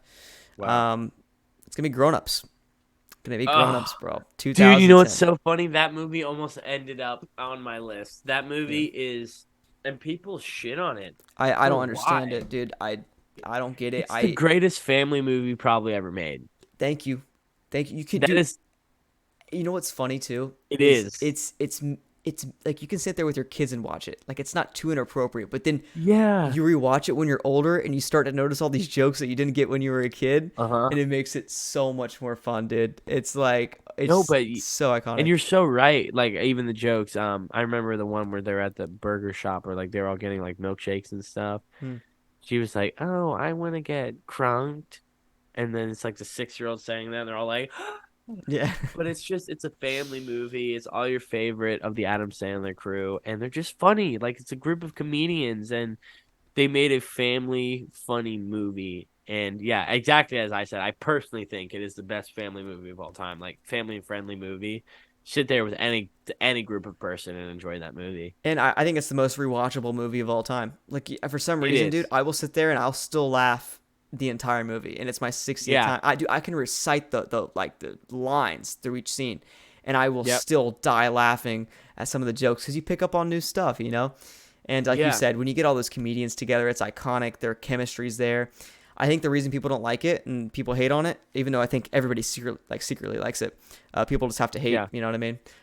Sometimes it's their job, but I think people look at it through more of a critical view sometimes, and they're like, "Oh, see how good of it, like how well made it is as a film." Don't look Yeah. at it like that, bro. Just sit down with some popcorn, with some buddies, whoever it is, just by yourself with your dog. I don't care. Sit down and watch it, bro. And Enjoy it. you will just enjoy yourself and pick up on some stupid funny jokes, bro. That just it's iconic, bro. Like I'm trying to think of It like is. like a joke as an example, but they're just all so good. Like I don't even know what to say, and it's just it's like I don't know. It's iconic, bro. Still waiting for Grown Ups 3. I'm not gonna lie. I heard that might be in development. I've been hearing No rumors about way. that. That's one of my I've been hearing dreams actually rumors, to get on a Happy Madison set. dude, dude. That'd be so And he freaking does awesome. Netflix stuff right now, so Yeah. I'm here, bro. I can do something, just something, you know. That's what I'm saying. Let your boy know. But no, I know a few people that have done movies with Adam Sandler, and they say he's the sweetest, like coolest guy, man, that you can work with, which is good to hear. You know, he's so much fun to watch Yeah. on screen, and in this movie, it's iconic. This is my comfort movie. I watch this time I watch this movie maybe like 3 times, 4 times a year. Like genuinely, I just sit down Yeah. and just enjoy it. But yeah, that's my number 2. Now let's go to the number 1s, bro. At 1:38 in the morning, by the way, guys. So if we seem a little tired, that's why. Go ahead. It is a late shoot. It is a late shoot. Starting to Just a catch up little with bit, this. just a little bit. All right. This number 1. And maybe controversial. It is a new movie. It came out in the past few years. Okay. I went into the theater with very low expectations because this character has been adapted before. You might start me counting my dress. I was mind blown after watching this movie. Mind blown. But it is the Joker. I freaking Joaquin Phoenix, and it's weird because as much as Joaquin Phoenix has done and he's been nominated for, I had no idea who the freak he was for some reason. My brain just didn't know who that guy was. Oh man, like Heath Ledger's Joker is arguably like a top 3 greatest performance of all time, and that movie for a while I was sitting there like saying I like Joaquin Phoenix's Joker better for the fact it's nothing you can compare because I think Heath's lives with a Batman where Joaquin's was built to withstand without Batman. He Very doesn't need different. Batman. Yeah. Very different. And that's why I like it so much because it wasn't about the Joker to me isn't a movie about a supervillain that we've known from the comics. This movie is about a man who is mentally fucked up and he has one parent. He lives in a shitty place and he has a disorder that causes him to lose his mind. And he does it in such a well-mannered way. You know, he lost so much weight for it. He did the laughing disease so well. And even like the cast, like it wasn't even a lot of big name cast. Like Joaquin was probably like the only big name in it. And I don't know. I just when I saw that movie, he won the Oscar for it, and I knew that year. Like to me, it was Rightfully no so. question. Yeah. Yeah, It like it wasn't was close. no question. Yeah. So, but yeah, for me, like I could go more on it, I guess, but that there's really not much to say for it. I think it was shot so good. The shots are so amazing. The way he got in, like I feel like that was really good choice of method acting in the way he did it, and it's not like the overboard gross stuff that none of us like. Yeah. He did it in a way it was like wow, like it really impressed me, and honestly, he's not crazy Wait. after Did it. you just give a little nod to maybe one of our topics in a later episode? Is that what that was? Hold up now. Hold up now. But no, I see what you're saying, bro. Yeah, we'll definitely talk about method acting because we have different takes on that, and that will be super We fun to do. dive into.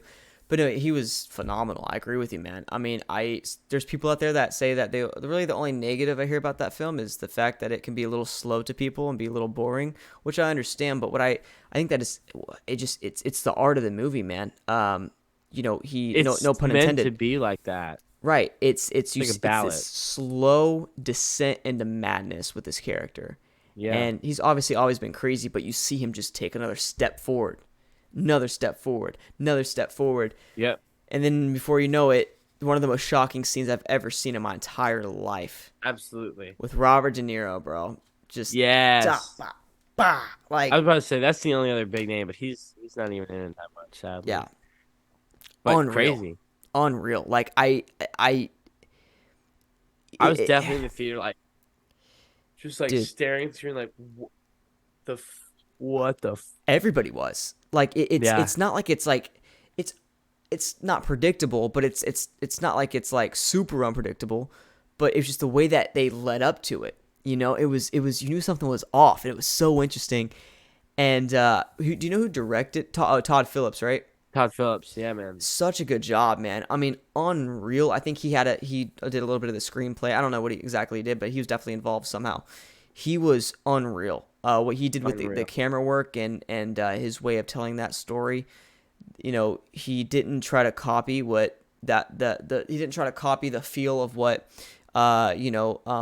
those Batman movies did. He did his own thing and had fun with it and made his own story. And having Joaquin Phoenix, who is one of the best, once again, one of the best actors of our generation, top 500%.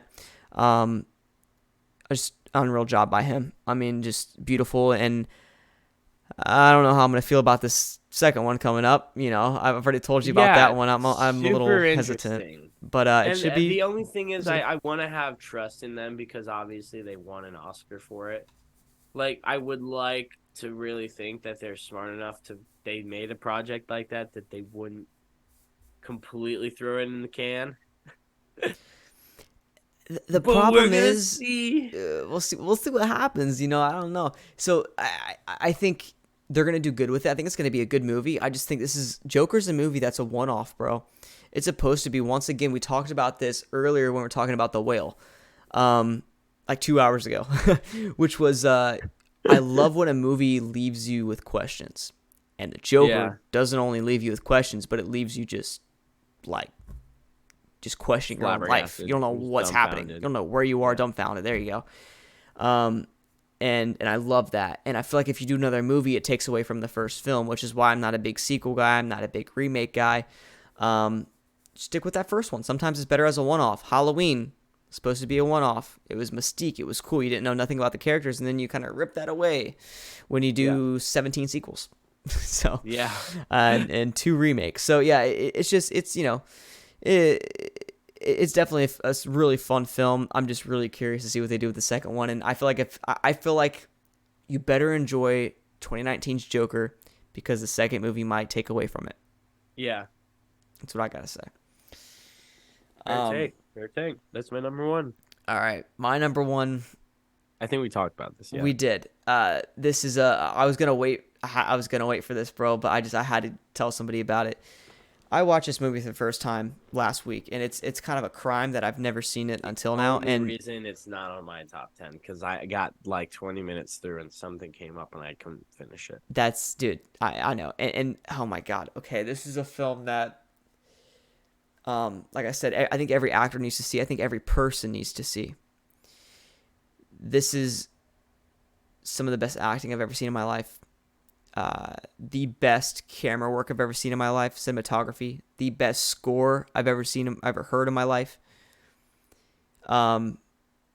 Best character development, it's going to be Interstellar. Phenomenal movie. I've always seen Matthew McConaughey as a good actor, you know, but I've never seen a lot of his big time movies, the movies that made him him.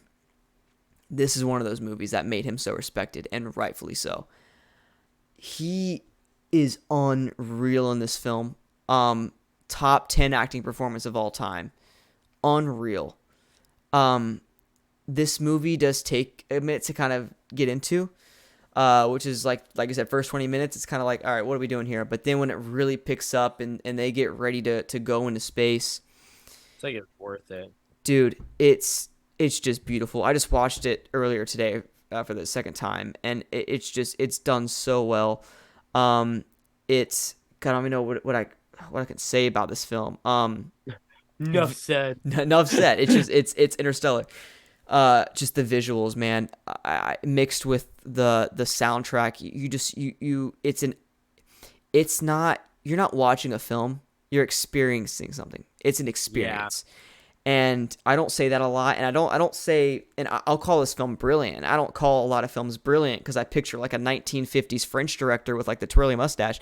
It's brilliant. It's a brilliant film that there's not a weakness. The only weakness I would say would be that there's like this airplane at the beginning of the movie.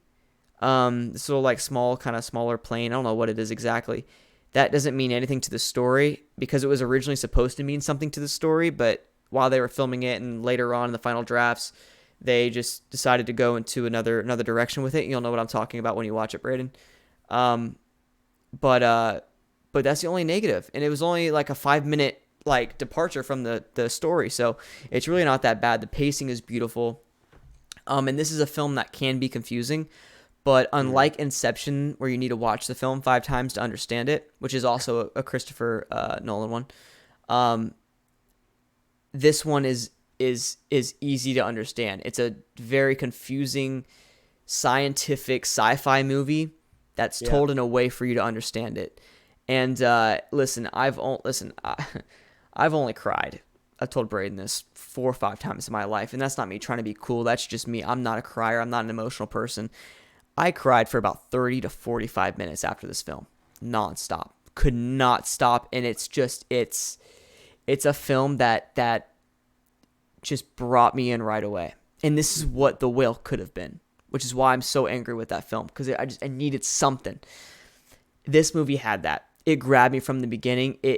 I was so invested with the characters, with the direction, with the environment, with the music. I just fell in love with it, and it's a film that is number one for me. And I think it'll now recency bias is a thing, but this is not that. This is just a beautiful film, and it's number Beautiful one for film. me. It really is. Absolutely. And then even when you look at IMDb and you look at a lot of film ratings, that's one of the highest rated of all time. It's Watch just it, bro. Good. Yeah, I need to. Need to I'm watch a criminal. it. That is a must, and that's I'm weirdly, criminal. dude, smooth criminal. It's impacted me so much, bro. Like, I haven't even really done anything since last week or this past week, like audition wise or anything. But you feel it makes you want to take your career to the next level, which I'm always feeling that way. But this is that extra boost of like, it's one of those performances. Yeah. It will change your life, like being serious. Yeah. So watch it for sure. There we go, dude. Top 10 movies. There we go. We did it. Did the entire episode. I'm gonna edit a little bit of it out, that middle part there, but we're 2 hours, 2.5 hours in, which is amazing. Fun episode, dude. This was a great episode, bro. I had a blast. Yeah, man. Hit everything we wanted to hit. It's a problem with us, man. We could go for another 6 hours. Dude. We really could. We could just non-stop, man, for sure. But yeah, y'all let us know what you think of The Whale, like I said, and what you guys think of our top 10. You guys can even take our movies. Give us some top 10s yourself. Yeah, give us your top 10. You can rank our top 10 list if you want. Tell us who you agreed with, who you didn't agree with, what you agreed with, what you didn't agree with. And just kind of give us your for next week for sure. Oh yeah, that too. I know. Yeah. I definitely need to hear some of y'all's ideas, and I'm gonna talk with Brayden a little bit after we're done here about that. But you guys obviously are going to be influencing a lot of what this is, so y'all definitely let us know. But yeah, one more thing. They just announced that they're doing a Michael Jackson biopic. What do you think about that? I saw that, and his nephew's playing him. Who is have you seen videos of him? I haven't. Is he good? He's incredible. He sounds just like him, dances just like him. Dude, I was actually really happy with that casting. Bro. Yeah, well, I mean, I was really happy they paid tribute to the heritage and stuff, so I'll have to go check some videos out. Dude, seriously go watch it. It's insane. But yeah, I'm excited for that. Apparently it's going to be a 2-parter.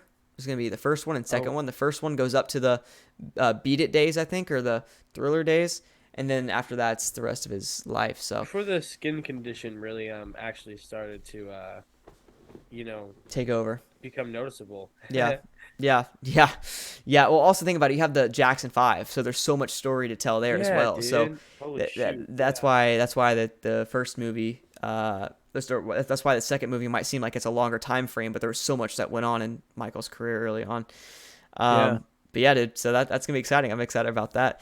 But yeah, that's pretty much all we wanted to hit. Brayden, do you have anything else you want to talk about? I just want to say thank you for everyone who's listened this far into the episode. Dude, I know that'd be amazing. But I think it's a good one. And I think a lot of people, obviously you're not here to speak with us, but I feel like you would enjoy the conversation. And like we said, if you have any reviews on The Whale, let us know. If you have your own top 10s, send them through. If you want to talk to us about any film or yada yada yada, anything about anything. Just let us know. Give us some recommendations for the weeks coming up. Sir. Like Logan said, we're gonna be talking, but it's always helpful to have some recommendations. Definitely is, man. Definitely is. But no, it was Bert. My bad. I appreciate y'all though, man, watching and listening this far. Like I said, that'd be incredible if you guys are actually still here. That means so much to me and Brayden. Having to listen to our voices for 2.5 hours. I couldn't imagine that. It's like torture. But no, I appreciate y'all so much, man. Brayden is the same way. And you guys have a great rest of your week, man. Stay safe. Really enjoy it. And we will see you guys next Monday.